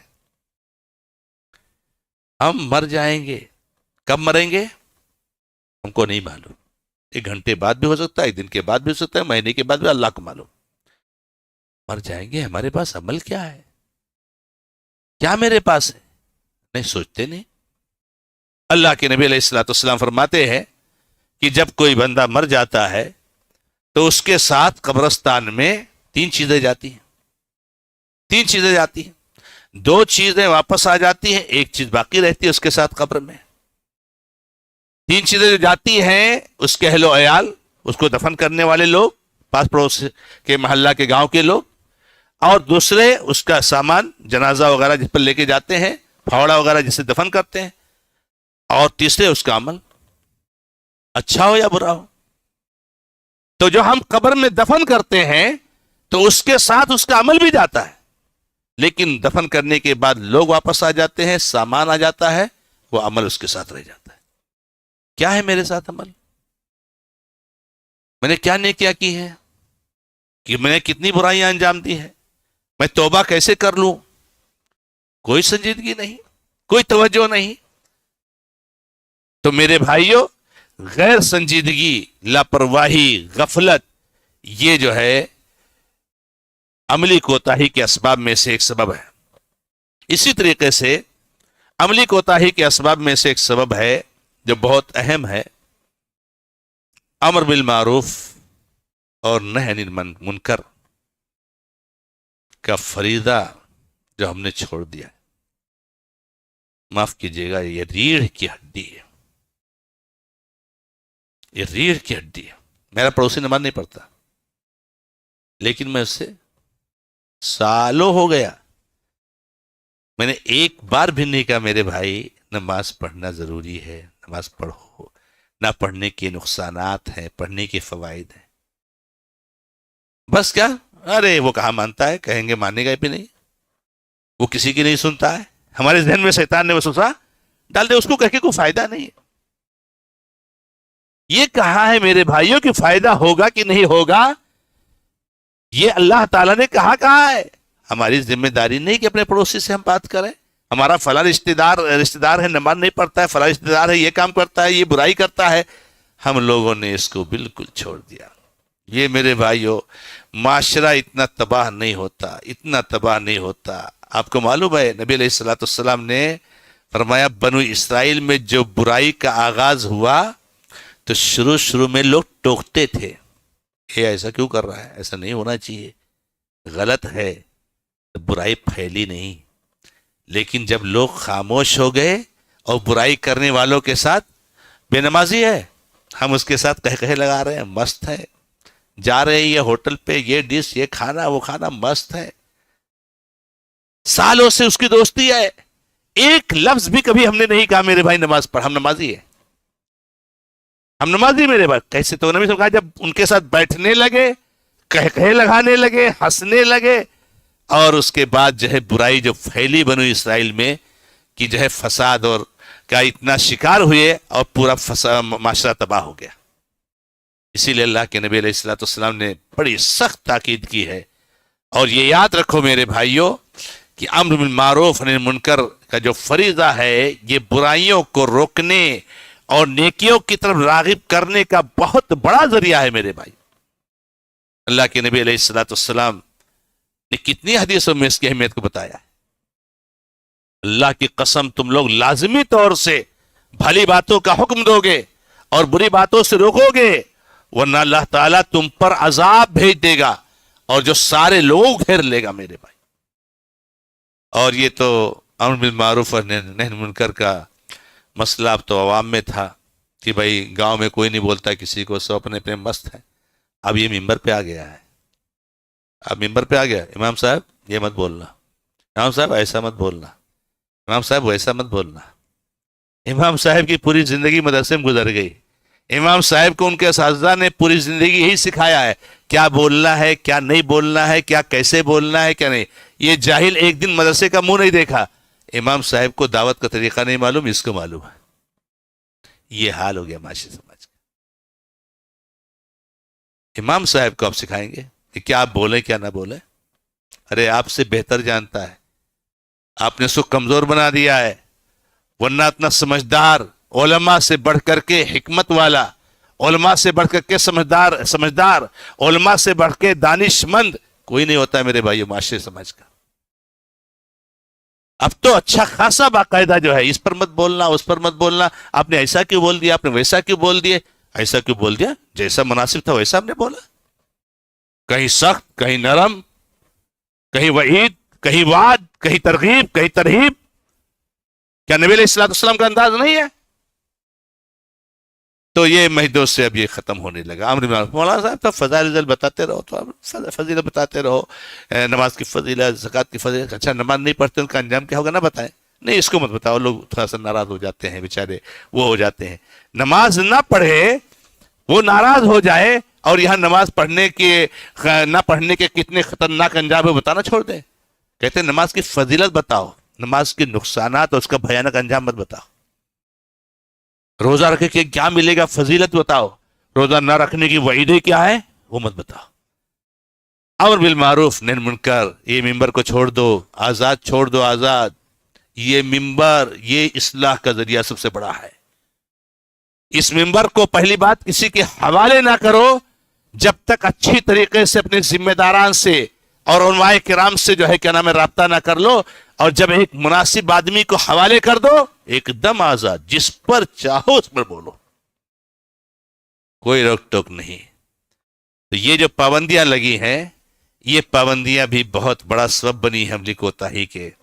اب وہ ترغیب, وہ ترہیب, اور جو ہے کیا نام انداز, وہ وعد وعید, وہ ساری چیزیں, اور پھر اس کے بعد جو مصیبتیں آئیں کہ جو ہے کیا نام ممبر سے، اور پھر غیر ضروری چیزیں. ارے میرے بھائی، کسی کی اصلاح کے لیے قرآن اور حدیث سب سے اہم چیز ہے. قرآن و حدیث کے ذریعے کی اصلاح کیجیے. تو یہ ایک وجہ ہے کہ امر بالمعروف نہی عن المنکر کا فریضہ چھوڑا جانے لگا اور لوگ اس سے غفلت برتنے لگے، اور پھر اس کی وجہ سے جو ہے فساد کا یہ معاشرہ اور سماج شکار ہونے لگا. اسی طریقے سے عملی کوتاہی کے اسباب میں سے ایک سبب یہ بھی ہے کہ جو ہمارے معاشرے اور سماج میں مسلکیں چالو ہو گئی، مسلکیں، تقلیدی مسلکیں، یہ بہت خطرناک بنی. اور مسلکیں جو چالو ہوئی تو نئے نئے انداز، نئے نئے فتوے. اردو زبان میں خطبہ دینا جائز نہیں ہے، اردو زبان میں خطبہ دینا جائز نہیں. یہی تو ایک موقع ہے.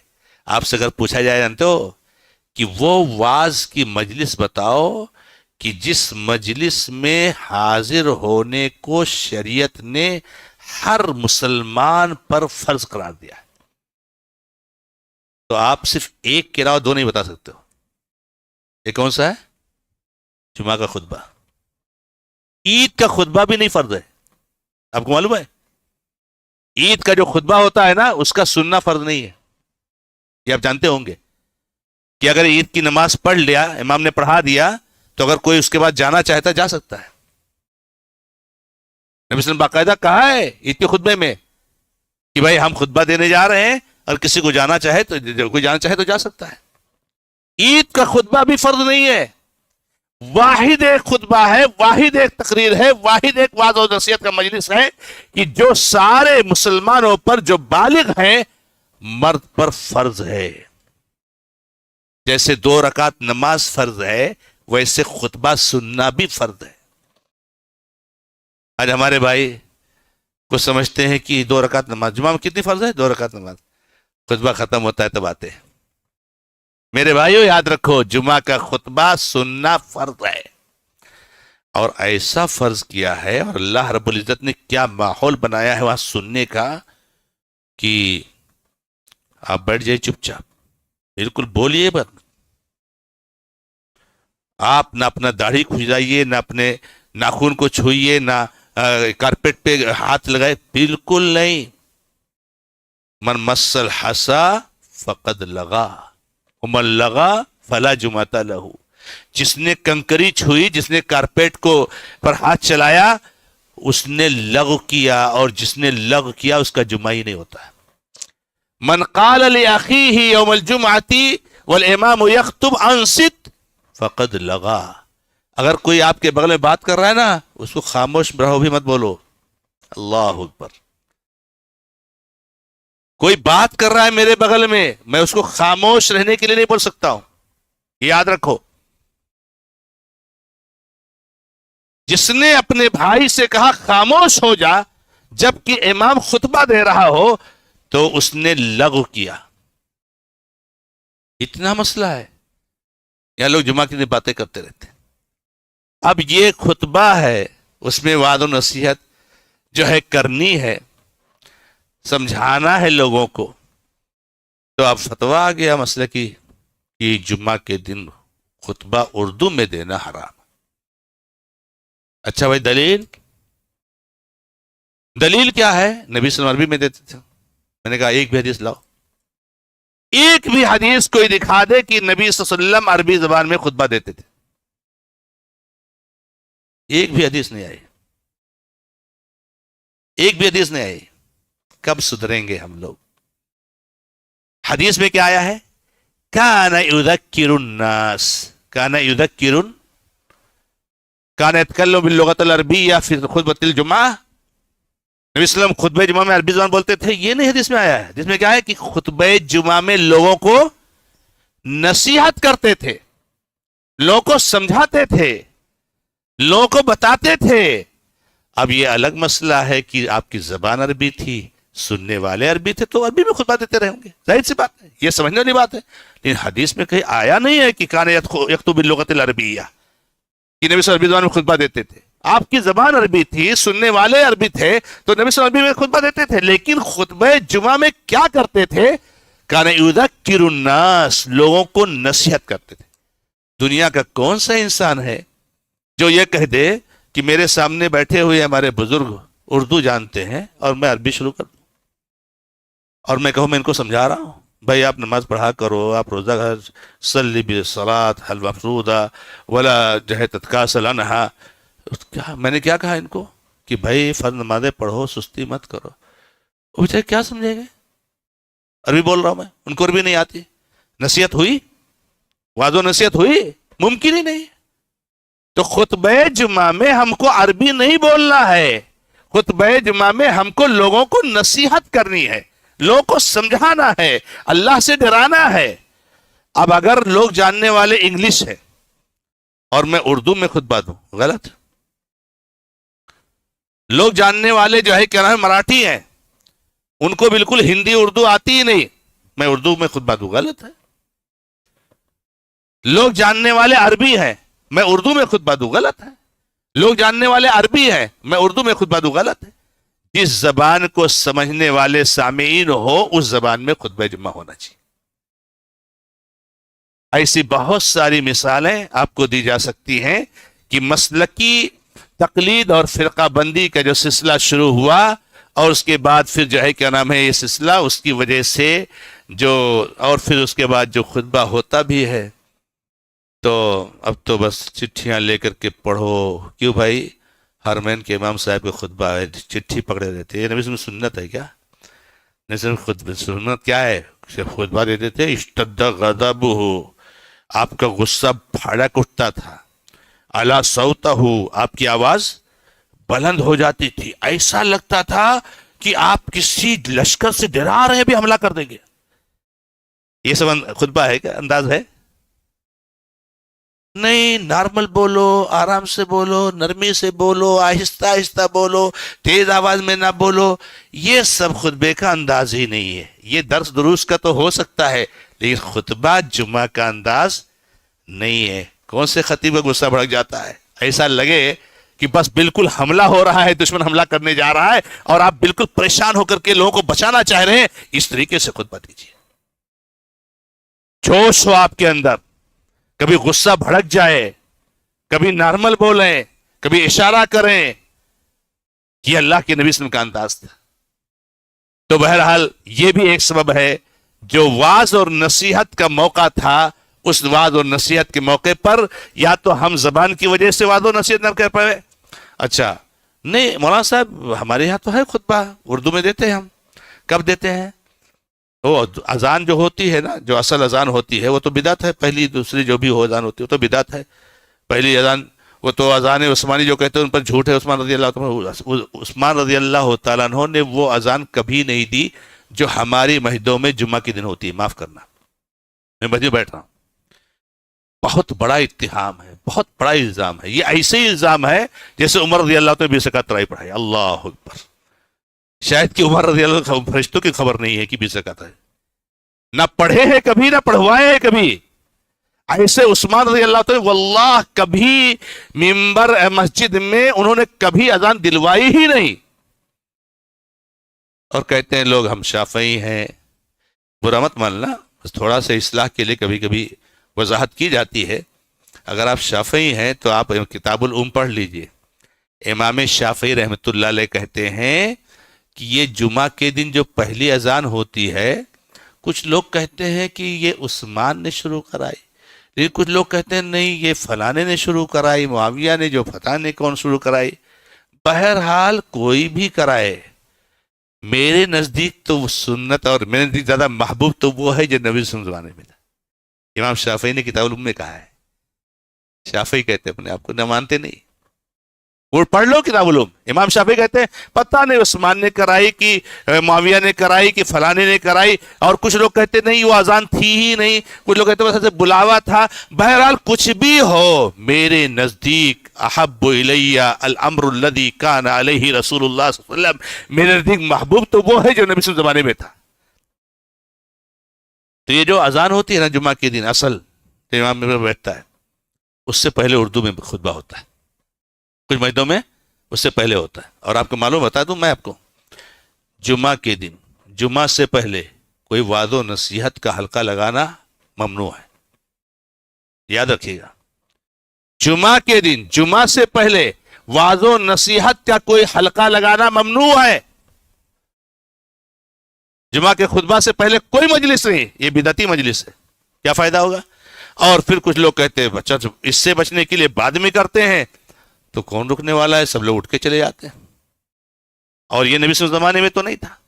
تو جمعہ کے خطبہ کو اردو میں دیا جائے اور نبی صلی اللہ علیہ وسلم کے انداز میں دیا جائے اور بالکل تیاری کے ساتھ، اور معاشرے اور سماج کی برائیوں پر جو ہے کرم واضح طور سے بولا جائے. یہ بھی ایک سبب ہے جو اس میں کوتاہی ہوئی ہے. اسی طریقے سے میرے بھائیوں، اس کے اسباب میں سے ایک سبب یہ بھی ہے، بہت خطرناک سبب ہے، ہم لوگ اس کو ماننے کے لیے تیار نہیں. لیکن پھر مانو چاہے مانو، جو حقیقت ہے وہ تو حقیقت ہے. بھائی نماز فرض ہے تو فرض ہی ہے، اور 99% نہ پڑھے تو کیا نہ پڑھے، کون سا مسئلہ ہوتا ہے؟ والدین اور سرپرست حضرات کا اپنی ذمہ داری ادا نہ کرنا بہت بڑا سبب ہے، بہت بڑا سبب ہے میرے بھائی. ہم لوگ کیا کرتے ہیں؟ بس دنیا دنیا دنیا پڑھاؤ، دنیا پڑھاؤ، اسکول جائے، ٹیوشن جائے، یہ جائے وہ جائے، روز اسکول میں پہنچتے رہتے ہیں. ہاں میڈم، ہاں سر، ہمارے بچے کی کیا رپورٹ ہے، اس کا پروگریس رپورٹ کیا ہے، پڑھتا رپورٹ، ساری چیز. دین بچہ گھر میں موجود ہے، 12 سال کا ہو گیا، 15 سال کا ہو گیا، 14 سال کا ہو گیا، 16 سال کا، 17 سال کا، وہ جا رہے نماز کے لیے، ایک آواز نہیں دے رہے اس کو، ایک آواز نہیں دے رہے. دین کون سکھائے گا؟ وہ جاتا ہے مدرسے میں، وہ مذہبی کو جاتا ہے، سارا دن مذہبی سے جائے گا. وہ پریکٹیکل کون کروائے گا اس کو؟ سمجھائے گا بچے کو کون؟ بچہ گالی گلوچ کر کے آ رہا ہے، سب بہت خوش ہو رہے ہیں. ہاں میں اس کو سکھایا ہوں کہ اگر کوئی دینا تو چھوڑنے کا نہیں، اینٹ کے جواب پتھر سے دینے کا. صحیح سکھانا تو چھوڑو، غلط سکھاتے ہیں میرے بھائیوں. بہت بڑی ذمہ داری ہے میرے بھائیوں، سرپرستوں کی بہت بڑی ذمہ داری ہے. سرپرستوں کی اپنی ذمہ داری کو نہ نبھانا، یہ عملی کوتاہی کا بہت بڑا سبب ہے، بہت بڑا سبب ہے. اسی لیے اللہ کے نبی علیہ الصلوۃ والسلام نے بہت سخت وعدے سنائی ہیں اور سخت تاکید فرمائی ہے. من مات ما من عبد یسترعیہ اللہ رعیۃ یموت یوم یموت وہو غاش لرعیۃ، بخاری کی روایت ہے، لم یرح رائحۃ الجنہ. یاد رکھو سرپرستو، اگر اللہ تعالیٰ نے کچھ اولاد دی ہے، کچھ ماتحتی دی ہے، بیوی، ہم میں سے کتنے لوگ ہیں پکا نمازی، بیوی ایک دم بے نمازی، نماز جانتی ہی نہیں. آپ کی بیوی نماز نہیں جانتی، آپ کو کوئی فکر نہیں. قوا انفسکم واہلیکم نارا، اللہ تعالیٰ فرماتا ہے بیوی نے نمک کم کر دیا تو اس کو 4 تھپڑ مارے، اور زیادہ غصہ آئے تو طلاق بھی دے دیتے ہیں، لیکن نماز نہیں پڑھ رہے، کوئی فکر نہیں. سرپرست ہو آپ، ذمہ دار ہو آپ. کلکم راعٍ وکلکم مسئول عن رعیتہ. آپ کی بیوی پر آپ کی ذمہ داری ہے، آپ کی اولاد پر آپ کی ذمہ داری ہے. تو ذمہ داری نہ ادا کرنا کیوں بھائی؟ ہم تو یہاں بہت ساری درخواستیں آتی ہیں، لیکن میں کبھی ایسی کوئی درخواست نہیں دیکھا کہ کسی شوہر نے درخواست دیا ہو کہ میری بیوی نماز نہیں پڑھتی اس لیے اس کو میں طلاق دینا چاہتا ہوں.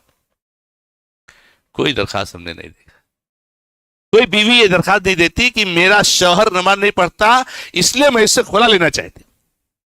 کیا درخواست؟ ارے مجھ کو گالی دیتی ہے، میرا سنتی نہیں ہے، ادب نہیں کرتی. یہ سب تمہاری ادب نہ کرے تو اس کو طلاق دو، اور اللہ کے ساتھ بے ادبی کرے تو اس کو عزت سے رکھو. سب سے بڑا سبب بیوی کو طلاق دینے کا نماز ہے. نماز نہیں پڑھتی، وارننگ دو، نہیں پڑھتی چھوڑ دو، اس کو جان دو. ایسی بے نمازی، ایسی فاسقہ فاجرہ عورت کی ہمارے گھر میں ضرورت نہیں ہے. اب کیا سمجھتے ہیں آپ؟ طلاق دیجئے تو نماز کے لیے دیجئے، طلاق دیجئے تو بے حجابی کے لیے دیجئے، طلاق دیجئے تو بے دینی کے لیے دیجئے. یہ کیا دال میں نمک کم، میری ادب نہیں کرتا، میری احترام نہیں کرتی، مجھ کو ایسا کہہ دیا، اس کو ایسا کہہ دیا، یہ کون سی چیز ہے طلاق کی بھائی؟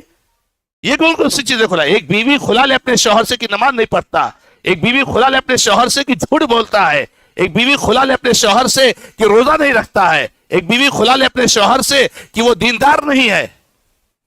سب سمجھے؟ تو سرپرستوں کی ذمہ داری کو نہ نبھانا اور اس کی طرف توجہ نہ دینا, یہ عملی کوتاہی کا بہت بڑا سبب ہے. اب اگر ہم ہوشیار ہو جائیں اپنے گھر میں, کیا ہو سکتا ہے کہ ہماری بیوی بے نمازی رہے؟ ممکن ہی نہیں. جس دن شادی ہوئی پہلے دن سے آپ توجہ دیجئے, اہتمام کیجئے, انشاءاللہ بے نمازی بنے گی. ایسی عورتوں کو دیکھا گیا ہے میرے بھائیوں کہ اپنے شوہر کے لیے تو ان عورتوں نے اپنے عقیدہ کو چھوڑ دیا ہے. دیوبندی گھرانے کی تھی, صوفی گھرانے کی تھی, بریلوی گھرانے کی تھی, ماشاءاللہ پکی اہل حدیث ہو گئی. تو نماز توجہ دیجئے میرے بھائی اپنے بچوں کی طرف, اپنے جو ہے کیا نام ہے ماتحتوں کی طرف. تو یہ ذمہ داروں کی ذمہ داری کو نہ ادا کرنا, سرپرست حضرات کا, والدین کا, یہ بہت بڑی کوتاہی ہے اور یہ بہت بڑا سبب ہے. تو یہ بہت بڑا سبب ہے. اسی طریقے سے عملی کوتاہی کے اسباب میں سے ایک سبب ہے مال کی فراوانی اور دنیا طلبی. مال کی فراوانی, دنیا طلبی. نبی علیہ السلام نے کہا تھا للفقر اخشى علیکم ولكن اخشى ان تبسط علیکم الدنیا فتنافسوها كما تنافس الذين من قبلكم فتهلككم كما اهلكت. میرے بھائیو بہت پیاری حدیث ہے. نبی صلی اللہ علیہ وسلم نے کہا تھا کہ میں فقر و فاقہ کشی کو نہیں ڈرتا ہوں تم لوگوں, مجھے کوئی ٹینشن نہیں کہ تم لوگ غریبی محتاجی کا شکار ہوگے, اس کا مجھے کوئی ڈر نہیں. بلکہ مجھے تو ڈر ہے کہ مال کی بڑی فراوانی ہو جائے گی, دولت کی بڑی فراوانی ہو جائے گی اور اسی میں لگے رہو گے. آج نماز کیوں نہیں پڑھتے؟ دکان چھوڑ کے آئیں گے, نماز پڑھیں گے تو نقصان ہوگا دکان کا, بزنس کا, تجارت کا. صبح سے شام تک بھاگ رہا ہے ادھر سے ادھر, بھاگ رہا ہے ادھر سے ادھر, نماز نہیں پڑھ رہا ہے, کام بہت بزی, بہت مشغول, بہت زمین کا کاروبار کر رہے, اس کا کاروبار کر رہے, کہاں ٹائم ہے ان کو دکھانا ہے, ان کو لے جانا ہے, ان کو بتانا ہے. تو دنیا طلبی, مال کی فراوانی, مال کے پیچھے, اور مال کی فراوانی اور مال کے پیچھے لگنے کا مطلب یہی ہے دین چھوڑ کر مال حاصل کرنے کی کوشش کرنا. دین کو سر پہ رکھ کے اور دین کو پہلے نمبر پہ رکھ کے دین پر عمل کر کے مال حاصل کرنے کی کوشش کرنا یہ معیوب نہیں ہے, یہ مطلوب ہے میرے بھائیوں. آپ خوب مالدار بنیے, دنیا کا نمبر 1 مالدار بنیے, آپ یہ کوشش کیجئے. آپ کے پاس خوب دولت ہو میرے بھائیوں, تاکہ آپ دین کی خدمت کرو, آپ غریبوں کی خدمت کرو. لیکن یہ مالدار بننے کی خواہش دین کو چھوڑ کر نہیں. نماز کا وقت ہے, نماز پڑھیے. وَلَا تَنْسَ نَصِيبَكَ مِنَ الدُّنْيَا, دنیا میں سے اپنا حصہ مت بھولیے. کبھی اسلام نہیں روکتا. قرآن کیا کہتا ہے فَإِذَا قُضِيَتِ الصَّلَاةُ فَانْتَشِرُوا فِي الْأَرْضِ وَابْتَغُوا مِنْ فَضْلِ اللَّهِ. نماز پوری ہو جائے, مسجد میں بیٹھ کے اللہ اللہ مت کرو, چلو نکلو مسجد سے جاؤ. یہ صوفیت نہیں اسلام میں, رہبانیت نہیں اسلام میں. بس بیٹھ کے اللہ اللہ کرو, اللہ مالک ہے, اللہ پر بھروسہ نہیں. نماز ہو گئی, چلو جاؤ, پھیل جاؤ اللہ کے راستے, زمین میں جاؤ, روزی تلاش کرو, اللہ کے فضل کو تلاش کرو, محنت کرو. تو میرے بھائیوں یہ جو ہے کیا نام ہے مال کی فراوانی کی دین چھوڑ کر, نماز چھوڑ کر, جو ہے کیا نام ہے بے دینی کا شکار ہو کر کے مال کے پیچھے پڑنا. اتنا کمزور آپ کا عقیدہ ہے کہ آپ دکان بند کر دو گے نماز کے وقت, اور نماز پر بغل میں مسجد ہے, اللہ اکبر کی صدا سنتے ہو, امام جو بھی الفاظ کہتا ہے اللہ اکبر سمی اللہ علیہ سب سنتے ہو, آپ غیرت نہیں آتی, آپ کو شرم نہیں آتی ہے. نوجوان ہو, صحت مند, تندرست ہو, دکان بیٹھے ہوئے ہو.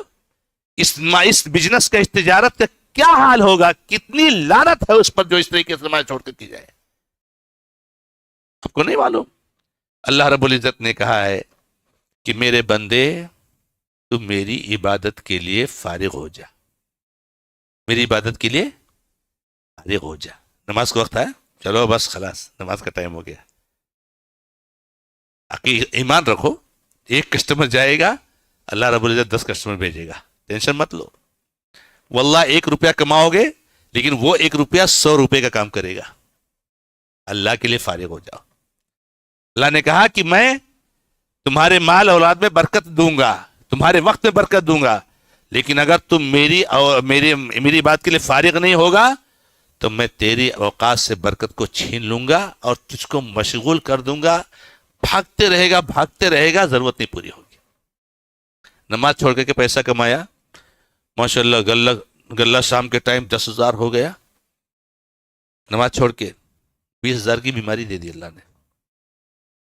20,000 کی بیماری دے دی. ایسی سی بیماریاں، اللہ اکبر، کیا ہو رہا ہے؟ ایسی بیماریاں 50 لاکھ 40 لاکھ 20 لاکھ علاج کرنے میں کہاں سے لائے گا انسان؟ تو نماز چھوڑ کر کے دنیا کے پیچھے مت لگیے، یہ بہت بڑا سبب ہے. اذا نودی للصلاۃ من یوم الجمعہ فاسعوا الی ذکر اللہ. حالت یہ ہو گئی ہے کہ ہفتے میں 1 نماز پڑھتا ہے، وہ بھی اذان سنا اس کے بعد بھی اپنی دکان میں بیٹھ کے خرید و فروخت کر رہا ہے، بیچ رہا ہے، خرید رہا ہے، امام صاحب خطبہ دے رہے ہیں. اس کو شرم نہیں ہے کچھ؟ جب بالکل یہ ہوتا ہے کہ بھی جماعت بھی ختم ہو جائے گی، بھاگ کر کے جا کے 2 رکعت، وہ بھی نہیں ملتے، کبھی 1 رکعت چھوٹ گئی، کبھی 2 رکعت چھوٹ گئی. کیا ہوگا؟ کہاں لے کے جاؤ گے میرے بھائی؟ یہ مال کما کے، یہ دنیا کما کے کہاں لے کے جاؤ گے؟ قبر میں پیسہ جانے والا ہے. یہ تو سارا مال جو آپ کما رہے ہو اور جو آپ نے بینک بیلنس کیا ہوا ہے تو دوسروں کا ہے میرے بھائیوں. تو اس لیے دنیا طلبی اور دنیا میں پھنسنا یہ بہت بڑا سبب ہے عملی کوتاہی کا. اور اسی طریقے سے عملی کوتاہی کا ایک بہت بڑا سبب شیطان کا غلبہ. شیطان کا غلبہ، جب شیطان حاوی ہو جاتا ہے تو پھر وہ جو ہے کیا نام ہے، اس کو دین سے روکتا ہے اور ایسے وسوسے پیدا کرتا ہے. اسی لیے ہمیشہ رب اعوذ بک من همزات الشیاطین واعوذ بک رب یحضرون، ہمیشہ شیطان کے شر سے اعوذ باللہ من الشیطان الرجیم پناہ مانگنے کا حکم دیا گیا کہ اللہ تیری پناہ چاہتا ہوں شیطان کے سے. ایسے وسوسے ڈالتا ہے اور ایسی باتیں ڈالتا ہے ذہن میں. بتائیے کہ کتنا خطرناک جو ہے کیا نام ہے ایک مسلمان کے سچویشن کو بنا دیتا ہے. آدم علیہ السلام کو اللہ تعالیٰ نے جنت میں داخل کر دیا، ایک درخت کا پھل کھانے سے منع کیا، جو چاہو کھاؤ، جہاں چاہو گھومو پھرو، یہ ایک درخت ہے جس کا پھل مت کھانا. اچھا کیوں منع کیا تھا؟ کہ اس کا درخت کھا لیں گے تو کیا نقصان ہوگا؟ کیا نقصان ہوگا؟ کیا ہونے والا تھا؟ درخت کا پھل کھا لیں گے تو جنت سے نکل جائیں گے، جنت سے نکل جائیں گے. وہ درخت کا پھل نہ کھائے تاکہ جنت میں رہیں. اللہ نے کہا شیطان نے ان کے ذہن میں کیا وسوسہ ڈالا؟ بالکل الٹا. اللہ اکبر. اسی لیے اللہ نے کہا یا الذین آمنوا ان الشیطان لکم عدو فاتخذوہ عدوا. شیطان تمہارا دشمن، اس کو دشمن بنا لو. میرے بھائیو ہم نے شیطان کو دشمن نہیں بنایا میرے بھائیو. ہم صرف کہتے ہیں اس کو دشمن مان لو، آپ کا دشمن ہے. اگر نماز کا وقت ہو گیا آپ بیٹھے ہو، یہ شیطان آپ کے پیچھے پڑا ہوا ہے، یہ دشمن کو کیسے بھی مغلوب کرو. الٹا اللہ نے اس لیے درخت کا پھل کھانے سے منع کیا کہ تاکہ ان کو جنت سے نہ نکالا جائے. اس نے الٹا ان کے دماغ میں ڈالا حوا کے اور آدم علیہ السلام کے، کیا کہ تم کو معلوم ہے کہ یہ درخت کا پھل کھانے سے کیوں منع کیا اللہ نے؟ قرآن میں بیان کیا ہے. قرآن ترجمہ سے پڑھو تو اچھا لگے گا میرے بھائیو، بڑا اچھا ایمان کی تازگی ہوگی. روز آنا ایک ہی صفحہ پڑھو، آدھا صفحہ پڑھو، لیکن قرآن ترجمہ سے پڑھو. اس لیے پڑھا ہے کہ اگر یہ درخت کا پھل کھا لو گے تو یا تو تم فرشتے بن جاؤ گے اور یا تو تم ہمیشہ جنت میں رہو گے. درخت کا پھل کھاؤ گے تو جنت میں ہمیشہ رہو گے. اللہ نے کیوں منع کیا؟ تاکہ نہ کھاؤ، تاکہ تم جنت سے نکالے جاؤ. سبحان اللہ. الٹا بالکل اٹھا دیں. کیسا وسوسہ ڈالتا ہے، کیسا گمراہ کرتا ہے. شیطان نے کہا تھا اللہ میں چھوڑوں گا نہیں ان کو، ان کے آگے سے، ان کے پیچھے سے، ان کے دائیں سے، ان کے بائیں سے، ان کے نیچے سے، ان کے اوپر سے میں ان کو گمراہ کرنے کی کوشش کروں گا، اور جتنا بس چلے گا میں اللہ ان کو جہنم میں لے کے جاؤں گا. لگا ہوا میرے بھائی اپنی مہم میں، اور ہوا وہی. اب آدم اور حوا کہاں چاہ رہے تھے جنت سے نکلے؟ وہ تو جنت انہوں نے جو دیکھا اور اس نے یہ بات ڈالی کہ اگر اس کا پھل کھا لو گے تو تم جنت میں ہمیشہ ہمیشہ رہو گے. تو ان کو تو جنت میں ہمیشہ ہمیشہ رہنا ہی تھا، اس کے لیے پوری کوشش کر رہے تھے. اس لیے کہا کہ ارے شیطان صحیح کہہ رہا ہے، چلو کھا لو تاکہ یہاں سے کبھی نکلنا نہ ہو. اور جیسے ہی کھایا اور جنت سے نکال دی گئے. ارے کیا نماز پڑھتا ہے کیا؟ یہ دنیا میں اتنے سارے لوگ نماز نہیں پڑھتے، کیا سب جہنم میں ہی جانے والے ہیں؟ اللہ اکبر. اللہ تعالیٰ قرآن میں بیان کر رہا ہے کہ جہنمیوں سے پوچھا جا رہا ہے کہ تم جہنم میں کیوں آئے؟ تو کہتے ہیں ہم نماز. اور شیطان کیا بتا رہا ہے؟ اتنے سارے لوگ نماز نہیں پڑھتے، کیا جہنم میں جانے والے؟ کیا نماز ہی سب کچھ ہے؟ کیا نماز کے اوپر کچھ نہیں ہے؟ تو میرے بھائیوں، شیطان کو دشمن بناؤ اور شیطان کو غالب نہ ہونے دو. شیطان ہمارا کھلم کھلا دشمن ہے. اسی طریقے سے اس کے اسباب میں سے ایک اہم سبب یہ ہے موت کو یاد نہ کرنا اور آخرت کی فکر نہ کرنا. میرے بھائیوں، اللہ کے نبی صلی اللہ علیہ وسلم نے موت کو بہت زیادہ یاد کرنے کا حکم دیا ہے. کیا یاد کرو؟ کیسے یاد کرو؟ ابھی آپ جائیں گے گھر میں نا، تو رات میں تنہائی میں ہوں گے یا ہوئیے، اور روزانہ ایک مومن کو کچھ نہ کچھ وقت ایسا رکھنا چاہیے کہ تنہائی میں بیٹھیں اور موت کو یاد کریں. میں کل مر گیا، اس کے بعد کیا ہوگا؟ اکثر ذکر حادم اللذات، فرماتے ہیں بہت زیادہ یاد کرو ان لذتوں کو توڑنے والی، لذتوں کو ختم کرنے والی چیز کو یاد کرو. میں آج اتنی بہترین گاڑی میں گھوم رہا، کیا بنگلہ ہے، علاقے میں ایسا بنگلہ نہیں ہے. مر گیا تو رہے گا کیا؟ کیا ہوگا میرا؟ میرے کیا کام آئے گا؟ موت کو یاد کرو، موت کو یاد کرو.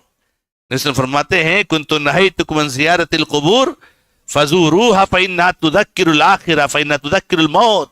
لوگوں، میں نے قبروں کی زیارت کرنے سے منع کر دیا تھا. واللہ قبروں کی زیارت سے منع کیا گیا تھا میرے بھائیوں، کیونکہ قبروں سے، مردوں سے اس امت میں، اس انسانیت میں شرک آیا ہے.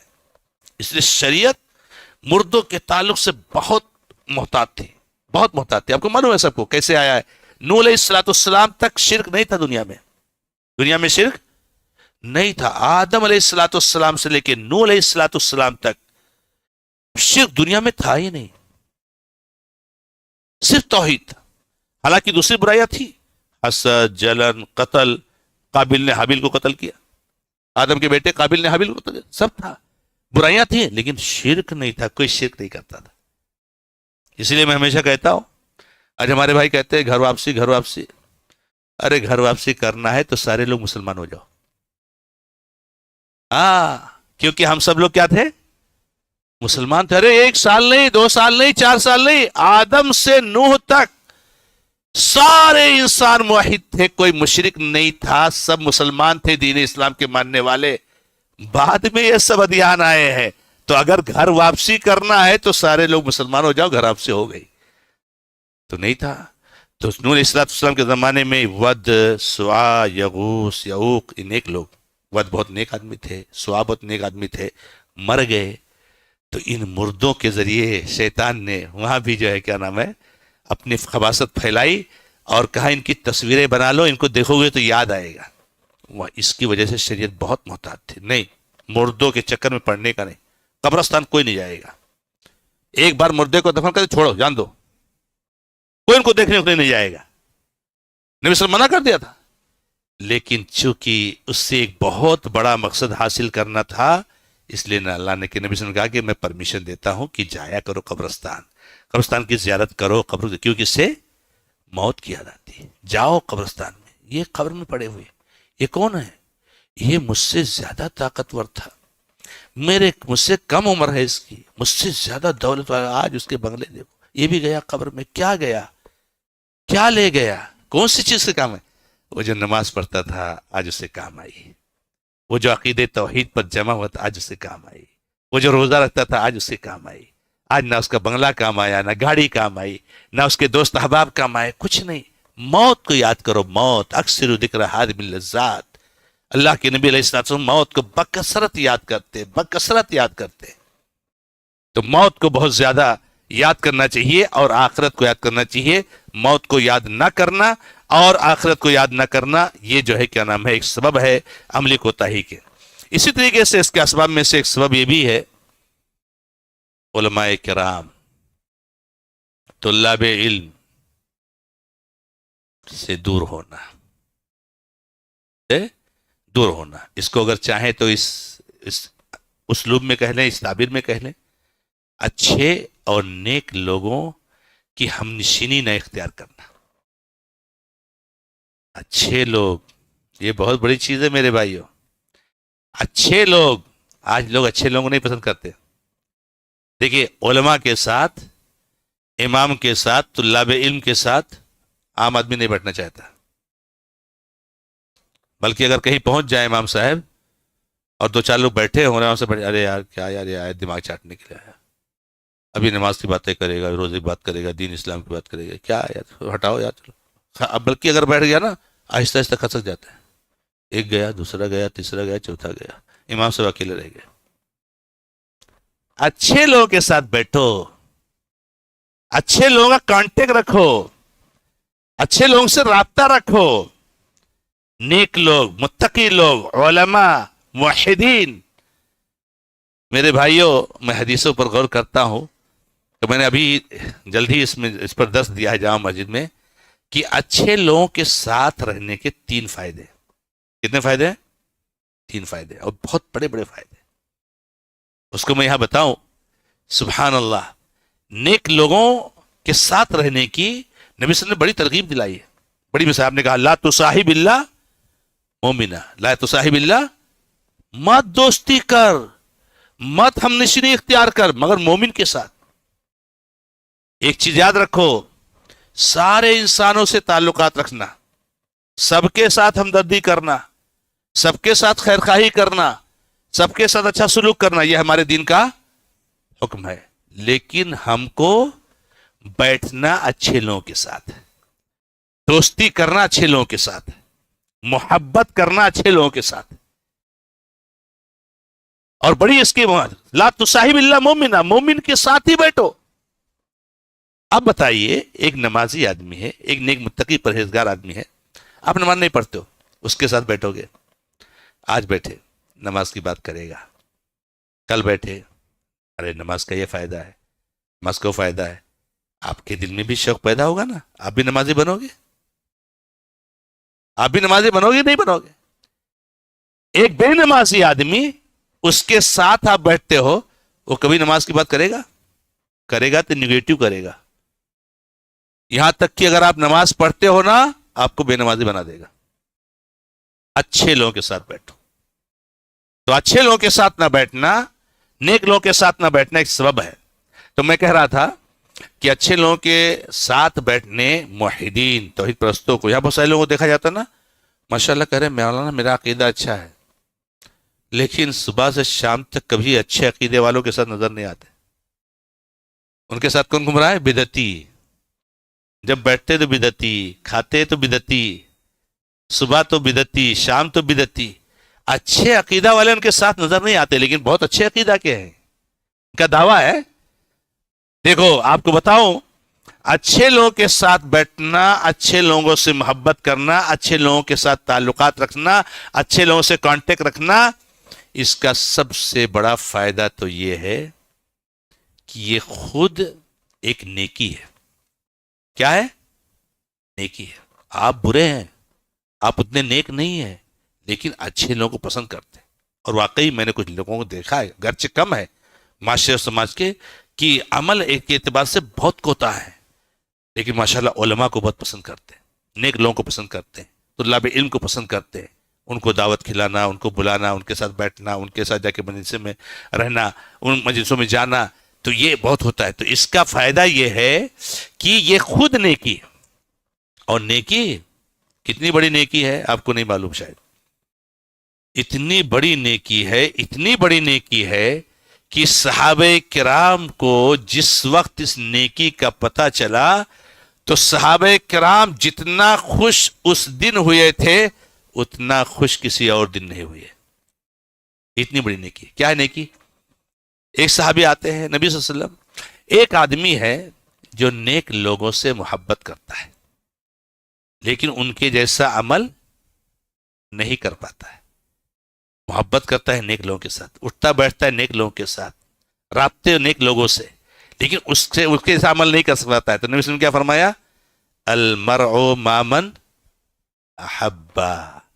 آدمی ان کے ساتھ ہوگا جن سے محبت کرتا ہے. ہم محبت کرتے ہیں کس سے؟ صحابہ سے. ہم محبت کرتے ہیں توحید والوں سے. ہم محبت کرتے ہیں اسلاف کرام سے. ہم محبت کرتے ہیں نمازیوں سے. ان کے ساتھ اٹھنا بیٹھنا محبت. تو اللہ کے نبی صلی اللہ علیہ وسلم نے کہا المرء مع من احب. اور ابو ذر رضی اللہ تعالیٰ عنہ نے نبی صلی اللہ علیہ وسلم سے کہا کہ اللہ کے نبی صلی اللہ علیہ وسلم، آج تو آپ سے ہم بات کر لیتے ہیں، گھر پہ جاتے ہیں تو یاد آتی ہے آپ کی، تو آپ کو آ کے مدینہ میں مدینہ نبی میں دیکھتے ہیں تو خوش ہو جاتے ہیں، گفتگو ہوتی ہے، آپ کے ساتھ بیٹھتے ہیں. لیکن کل قیامت کے دن آپ تو بہت اونچے درجے پہ ہوگے، تو ہم لوگوں کا کیا ہوگا؟ تو وہ نبی صلی اللہ علیہ وسلم نے کہا کہ یا ابو ذر انت مع من احببتا. اے ابو ذر، تم جس سے محبت کرتے ہو نا اس کے ساتھ رہو گے. یعنی تم نبی صلی اللہ علیہ وسلم سے محبت کرتے ہو تو نبی صلی اللہ علیہ وسلم کے ساتھ رہو گے. تو کیا کہا؟ فإني أحب الله ورسوله انت مع من احببت یا ابو ذر. پھر ابو ذر رٹتے رہے کہ میں تو اللہ رسول سے محبت کرتا ہوں. تو نبی صلی اللہ علیہ وسلم نے کہا کہ تم انہی کے ساتھ رہو گے. تو محبت کرنے کا فائدہ کیا ہے؟ کہ جس سے محبت کرو گے اس کے ساتھ آپ جنت میں انشاءاللہ رہو گے. آپ اتنے نیک نہیں ہو لیکن نیک لوگوں کو پسند کرتے ہو، محبت کرتے ہو. یہ پہلا فائدہ. دوسرا فائدہ اور بہت اہم ہے میرے بھائیوں، یہ اس بات کی دلیل ہے، سنیے، یہ اس بات کی دلیل ہے، آپ جس سے محبت کرتے ہو، جس کے ساتھ رہتے ہو، جس کا اٹھتے بیٹھتے ہو، وہ نیک لوگ ہیں. یہ اس بات کی دلیل ہے کہ آپ خود نیک ہو، اچھے ہو. اچھے لوگوں سے محبت کرنا اتنا آسان نہیں ہے. اچھے لوگوں کو محبت کرنا اتنا آسان نہیں ہے میرے بھائیوں. آپ خود نیک ہو. کیسے؟ اللہ کے نبی علیہ الصلوۃ والسلام نے فرمایا لا تسأل عن المرء سل القرین. یہ تو اس کا وہ ہے ان المرء علی دین خلیلہ فلینظر احدکم من یخالل. نبی صلی اللہ علیہ وسلم کی حدیث ہے کہ آدمی کس کے دین پر ہوتا ہے؟ اپنے دوست کے دین پر ہوتا ہے. تو تم میں سے ہر آدمی چیک کرے کہ کس سے دوستی کرتا ہے. آپ بدعتی کے ساتھ رہتے ہو نا، آپ بدعتی ہو. آپ لاکھ دعویٰ کرو میں کتاب و سنت کے منہج پر ہوں، آپ کا دوست کون؟ بدعتی. آپ کے صبح و شام آپ کے ساتھ رہنے والا کون؟ مشرک. میرے بھائی آپ انہی میں سے ہو. یہ نبی صلی اللہ علیہ وسلم کی حدیث ہے کہ تم جو ہے آدمی اپنے دوست کے دین پر ہوتا ہے. تم میں سے ہر آدمی چیک کرے کہ کس کو دوستی بناتا ہے. اسی کو ایک شاعر نے کہا عربی میں لا تسأل عن المرء سل عن قرینہ فإن القرین بالقرین یقارن. آدمی کے بارے میں پوچھنا ہو تو آدمی کے بارے میں مت پوچھو بلکہ اس کے دوستوں کے بارے میں پوچھو، کیونکہ دوست کو دوست سے پہچانا جاتا ہے. یعنی آپ کی لڑکی کو پیغام آیا کسی بچے کا، تو آپ یہ پوچھو کہ یہ کس کے ساتھ رہتا ہے، کون سے علماء سے اس کے رابطے ہیں، کون سے علماء کے ساتھ اس کی مجلسیں ہوتی ہیں. اگر وہ علماء موحدین ہیں، توحید والے ہیں، الحمدللہ آپ کی بچی کا پیغام اچھے لڑکے کا ہے. کیونکہ دوست کو کس سے پہچانا جاتا ہے؟ دوست سے پہچانا جاتا ہے. تو یہ دوسرا فائدہ ہے میرے بھائی کہ اگر آپ اچھے لوگوں کو، نیک لوگوں کو، موحدین کو پسند کرتے ہو، ان کے ساتھ رہتے ہو، اس کا مطلب آپ خود بھی نیک ہو. اسی لیے فضیل ابن عیاض کے بارے میں آتا ہے کہ ان سے سوال کیا گیا کہ فلاں آدمی ہے، وہ دعویٰ کرتا ہے کہ میں اہل السنہ والجماعہ میں سے ہوں، میں موحد ہوں، میں سلفی ہوں، میں اہل الحدیث ہوں، لیکن بیٹھتا ہے وہ قدریوں کے ساتھ، جبریوں کے ساتھ، رافضہ کے ساتھ، ان کے ساتھ بیٹھتا ہے. تو فضیل ابن عیاض بہت بڑے جو ہے کیا نام ہے امام اور محدث تھے، کہہ رہے ہیں ہوا منہم، وہ انہی میں سے ہے جس کے ساتھ بیٹھتا ہے.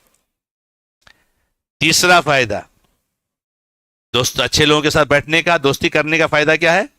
تیسرا فائدہ یہ ہے کہ آپ کی اصلاح ہوگی، آپ کی اصلاح ہوگی. اگر آپ نماز نہیں پڑھتے ہو، نمازیوں کے ساتھ بیٹھو، انشاءاللہ ایک نہ ایک دن آپ نمازی بن جاؤ گے. آپ کی توحید میں خلل ہے، موحد کے ساتھ بیٹھو، انشاءاللہ آپ کی توحید مضبوط ہو جائے گی. تو یہ تیسرا فائدہ ہے. اسی لیے نبی صلی اللہ علیہ وسلم نے کیا فرمایا کہ اچھے دوست کی مثال اور برے دوست کی مثال کیا آپ نے دی ہے؟ عطر فروش کی اور لوہار سے آپ نے دی ہے. کہ ایک آدمی خوشبو بیچنے والا اس کی دکان ہے، آپ اس کی دکان پہ جا کے بیٹھو گے تو کیا ہوگا؟ آپ خوشبو خریدو گے، اچھی چیز. نہیں خریدو گے تو کم سے کم وہ آپ کو کچھ گفٹ کر دے گا، آپ کے ہاتھ میں لگا دے گا خوشبو، ماشاءاللہ کتنی اچھی خوشبو ہے. اور اگر نہیں بھی لگائے تو ماشاءاللہ خوشبو کی دکان ہے تو اس کی خوشبو ہی آتی رہے گی. لیکن اگر لوہار کی بھٹی کے پاس بیٹھو گے، لوہار کی دکان پہ بیٹھو گے، تو لوہار کی بھٹی جو آگ جلتی ہے اور لوہا اس میں جلایا جاتا ہے تو اس کی چنگاریاں اڑ کر کے آپ کے کپڑے کو، آپ کے جسم کو جلا دیں گی.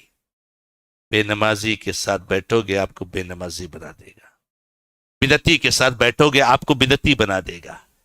اور اللہ کے نبی صلی اللہ علیہ وسلم فرماتے ہیں اگر نہیں چنگاریاں اڑی تو اس کی خراب بو تو آپ کو پریشان کیے رہے گی. اس لیے اچھے لوگوں کے ساتھ بیٹھیے، اس کا فائدہ ہے. آخری بات میرے بھائیوں جو ہے وہ یہ ہے کہ مسائل کو صحیح طور سے نہ بیان کرنا، اور جس کی جو اہمیت ہے اس کے مطابق اس کو واضح نہ کرنا، یہ بھی ایک سبب ہے عملی کوتاہی. میں سمجھتا ہوں کہ نماز جو چھوڑنے کے اسباب ہیں نا، اس کے اسباب میں سے ایک سبب یہ بھی ہے کہ ہم لوگوں کو مسائل صحیح طریقے سے بتاتے نہیں. جیسے مثال کے طور پر ابھی میں نے بتایا کہ سفر میں جائیں تو آپ نماز جمع کر سکتے ہیں. ہمارے تقلیدی بھائی نے بتایا کہ جمع کرنا نماز یہ جائز نہیں ہے، ہر نماز کو اس کے وقت میں پڑھنا. میں تو یہاں تک بتاتا ہوں کہ آپ سفر میں جا رہے ہو نا، آپ کو صرف دو وقت نماز پڑھنے کی ضرورت ہے، بس 2 وقت، صرف 2 وقت. آپ کی 5 نمازیں وقت پر ہوں گی. کیسے؟ اور میں کرتا ہوں اس پر عمل. اور حقیقت میں سفر میں ایسے اوقات آتے ہیں، اور یہ یاد رکھو جب ایک مومن کے سامنے ایسے مسائل آتے ہیں نا جہاں وہ یہ سمجھ لیتا ہے کہ میں عمل ہی نہیں کر سکتا، نماز نہیں پڑھ سکتا، تو وہاں پر نمازوں کو چھوڑ دیتا ہے. وہ ایک آدمی جب نماز برابر پڑھتا ہے نا اور سمجھتا ہے کہ میں اس کو برابر پڑھ لوں گا، سفر میں بھی بیماری میں بھی تو آسان رہتا ہے، تو اس کے لیے پابندی آسان ہوتی. لیکن جب کبھی نماز پڑھ پاتا نہیں پڑھ پاتا ہے چھوڑ دیتا ہے نماز. آپ سفر میں جا رہے ہو نا، آپ ایک وقت بتائیے، مغرب سے 15 منٹ 20 منٹ 25 منٹ آدھا گھنٹہ پہلے آپ ٹرین میں ہیں، بھیڑ ہے، سب کچھ ہے، مغرب سے پہلے آدھا گھنٹہ آپ اپنے سیٹ سے اٹھیے، جائیے باتھ روم سے فارغ ہو جائیے، وضو کیجئے اور آ کر کے اپنے سیٹ پہ بیٹھیے. اب آپ کیا کریں؟ ظہر اور عصر کی نماز پڑھ لیں 2 رکعت. یہ 2 رکعت دونوں نمازیں اپنے وقت پر ہوئیں. ہم نے عصر کے ساتھ ظہر کو جمع کیا. 5 منٹ 10 منٹ رکیے، دن ڈوب گیا، مغرب کی اذان ہو گئی، مغرب عشاء پڑھ لی. 4 نمازیں آپ نے ایک ساتھ پڑھی اور ہر نماز اس کے وقت پر. اب ایک مرتبہ اور آپ کو محنت کرنی ہے فجر کے وقت. فجر کے وقت جائیے، وضو کر کے نماز پڑھ لیجئے. کون مشکل ہے؟ اور نمازوں میں بھی بتاؤ لوگوں کو کہ نمازیں میرے بھائیوں یہ جو فرض ہے ہمارے اوپر یہ 5 وقت کی ہی ہے، اور یہ 17 رکعت ہی ہے. کتنی رکعت ہے؟ 17 رکعت. فجر کی نماز 2 رکعت، ظہر کی نماز 4 رکعت، عصر کی نماز 4 رکعت، 4 4 8 اور 2 10، اور اس کے بعد مغرب 3 13 رکعت اور عشاء یہ 17 رکعت ہی فرض ہے. کچھ لوگ کہتے ہیں کہ یہ سنت موقدہ بھی ضروری ہے، فرض ہے، لازم ہے. نہیں، بالکل نہیں لازم ہے. معاف کرنا، بالکل نہیں لازم ہے. میرا اگر کوئی بھائی آتا ہے اور وہ 4 رکعت نہ پڑھ کے چلا جاتا ہے، چلے جائے، کوئی مسئلہ نہیں ہے. یہ جو ہم بتاتے ہیں نا، ارے ہمارے یہاں تو یہ حال ہے کہ عشاء کی نماز میں ہی 17 رکعت ہے. عشاء کی نماز میں کتنی رکعت ہے؟ ہاں، وہ دیکھیے مسجدوں میں لسٹ لگی رہتی ہے نا، سنت کی، نفل کی. عشاء سے پہلے کتنی سنتیں ہیں؟ 4، جبکہ ایک بھی نہیں ہے. عشاء کی نماز کتنی ہے؟ 4 رکعت. کتنی ہو گئی؟ 8. اس کے بعد 4 رکعت سنت. کتنے ہو گئے؟ 12. اس کے بعد 3 رکعت وتر. کتنے ہو گئے؟ 15. اس کے بعد 2 رکعت بیٹھ کر کے سنت نفل. یہ لسٹ لگی رہتی ہے. ارے کدھر ہے یہ نماز؟ کدھر ہے رکعت ہے؟ اب ایک مسلمان جب سنتا ہے کہ عشاء کی رکعت نماز میں 17، ارے یار مر جائیں گے، کون پڑھے گا اتنی لمبی لسٹ؟ جو رکعتیں اللہ نے دن بھر میں فرض کی ہیں اس کو ایک نماز میں، اور کمپلسری واجب ہے، کہتے ہیں نفل واجب ہے، یہ سنت واجب ہے. دن بھر میں اللہ تعالی نے 17 رکعت فرض کیے ہیں، تم نے صرف عشاء میں بیان کر دیا 17 رکعت. ارے میرے بھائی، ان کو آنے تو دو مسجد میں اللہ کے بندے، ان کو بتاؤ کہ ظہر کی نماز صرف 4 رکعت ہے بس. آپ آؤ میرے چچا، آپ میرے بھائی آؤ، نماز پڑھو 4 رکعت. 4 رکعت کتنا ٹائم جائے گا؟ ارے جب پڑھنے لگے فرض نماز تو میرے بھائی کو بتاؤ کہ ماشاء اللہ تبارک اللہ آپ نماز کی پابندی کر رہے ہو، بڑی خوشی کی بات ہے. آپ کو معلوم ہے نماز سے پہلے کچھ سنتیں ہیں اور نماز کے بعد کچھ سنتیں ہیں. وہ کتنی ہے؟ 12 رکعت. کتنی ہے؟ فجر سے پہلے 2 رکعت، ظہر سے پہلے 4 رکعت، ظہر کے بعد 2 رکعت، مغرب کے بعد 2 رکعت، عشاء کے بعد 2 رکعت. جو یہ 12 رکعت پڑھے گا نا دن اور رات میں، اللہ تعالیٰ اس کے لیے جنت میں گھر بنائے گا.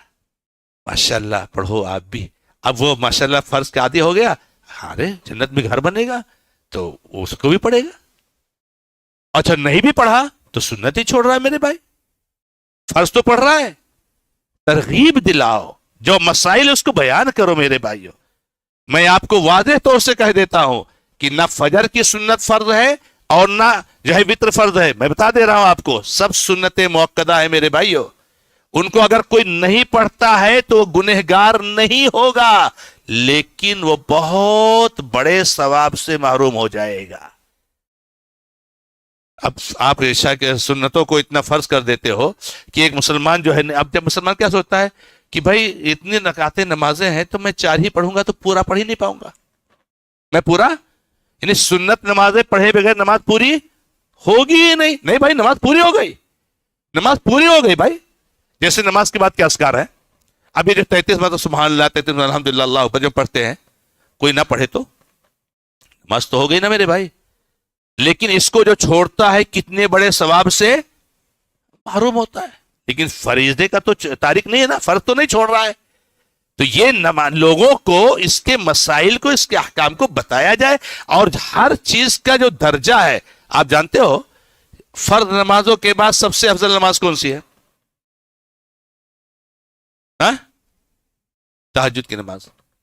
اور نص ہے افضل الصلاة بعد فریضۃ صلاۃ اللیل. فرض نماز کے بعد، فرض نماز کون سے؟ یہی نماز ہے، ظہر اثر مغرب عشاء. ان کے بعد سب سے افضل نماز تہجد کی نماز ہے. کتنے لوگ تہجد پڑھتے ہو؟ نبی صلی اللہ علیہ وسلم زندگی میں کبھی تہجد چھوڑے؟ آپ نے اتنی ترغیب دلائی، آپ نے ہمیشہ پابندی کی، پھر بھی ہم لوگ ایک کا دکا شاید کوئی تہجد پڑھتا ہو تو ہم گنہگار نہیں بنتے. تو اگر کوئی سنت موقدہ نہیں پڑھتا تو گنہگار کیسے ہو جاتا ہے؟ فجر کی نماز سنت کی بڑی اہمیت ہے. فجر کی 2 رکعت سنت دنیا اور مافیہ ساری چیزوں سے بہتر ہے، لیکن بیان کرو اس کو لوگوں کو. تو اس لیے یہ بھی ایک مسئلہ آتا ہے کہ ہم مسائل کو اور احکامات کو اس کے گریڈ اور اس کے حکم کے حساب سے، اس کی طاقت کے حساب سے نہیں بیان کرتے، جس کی وجہ سے مسلمان کیا سمجھتا ہے؟ ارے بھیا مولویوں کے چکروں میں پڑو گے تو دن بھر جا کے مسجد میں سجدہ کرنا پڑے گا. بیوی بچوں کیا ہوگا ہمارے؟ وہ کیا کھائیں گے؟ بھوکے مریں گے. تو اس لیے ان کے چکر میں پڑو مت، اور چلو اپنا بزنس میں لگے رہو، دنیا داری میں لگے رہو. یہ سب لوگ صرف جو ہے بس جو حرام، یہ حرام، یہ حرام، یہ حرام، یہ لازم، یہ فرض، یہ کمپلسری ہے، یہ کمپلسری ہے. اللہ تعالیٰ نے کیا ہے، ایک صحابی ہے، نبی صلی اللہ علیہ وسلم بتائیے میرے پر اللہ نے کیا فرض کیا ہے؟ تو نبی صلی اللہ علیہ وسلم نے کہا 5 وقت کی نمازیں فرض کیا اللہ کے نبی صلی اللہ تعالیٰ نے دن رات میں. کہا اور کیا ہے؟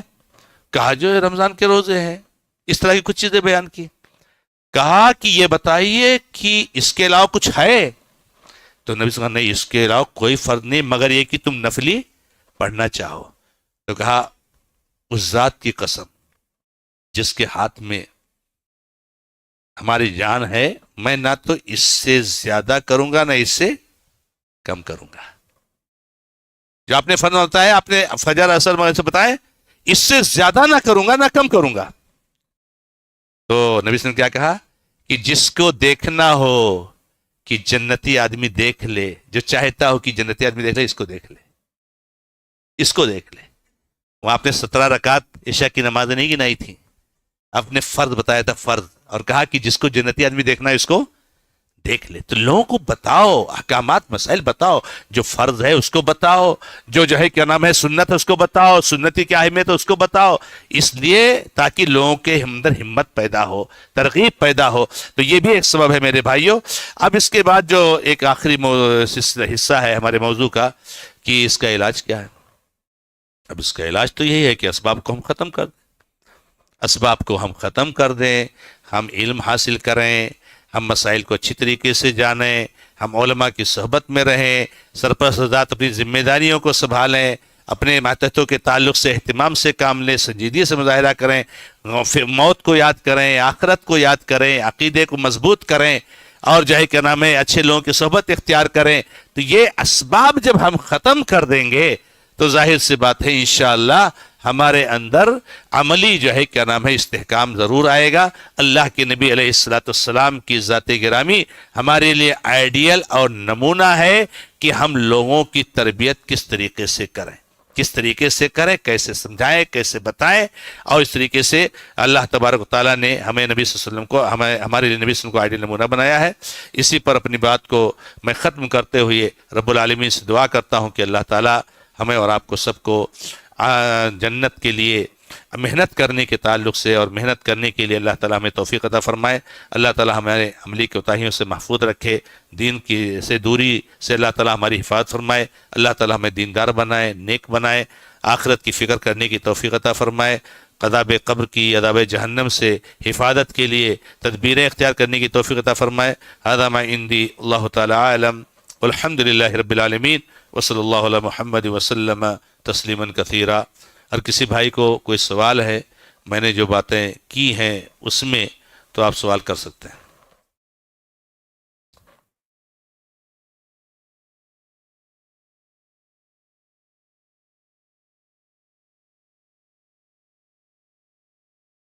موضوع کے تعلق سے سوال کیجیے، بہتر ہے، اس لیے کہ ماشاءاللہ یہاں علماء بہت سارے ہیں، بہتر ہے.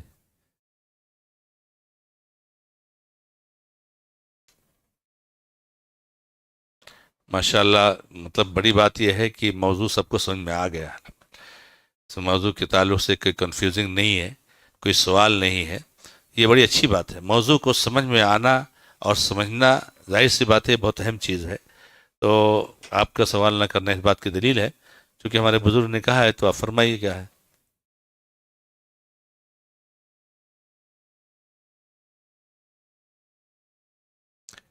عیسیٰ علیہ السلام جب نازل ہوں گے تو وہ حاکم عادل بن کر کے نازل ہوں گے، نبی اور رسول بن کر کے نازل نہیں ہوں گے.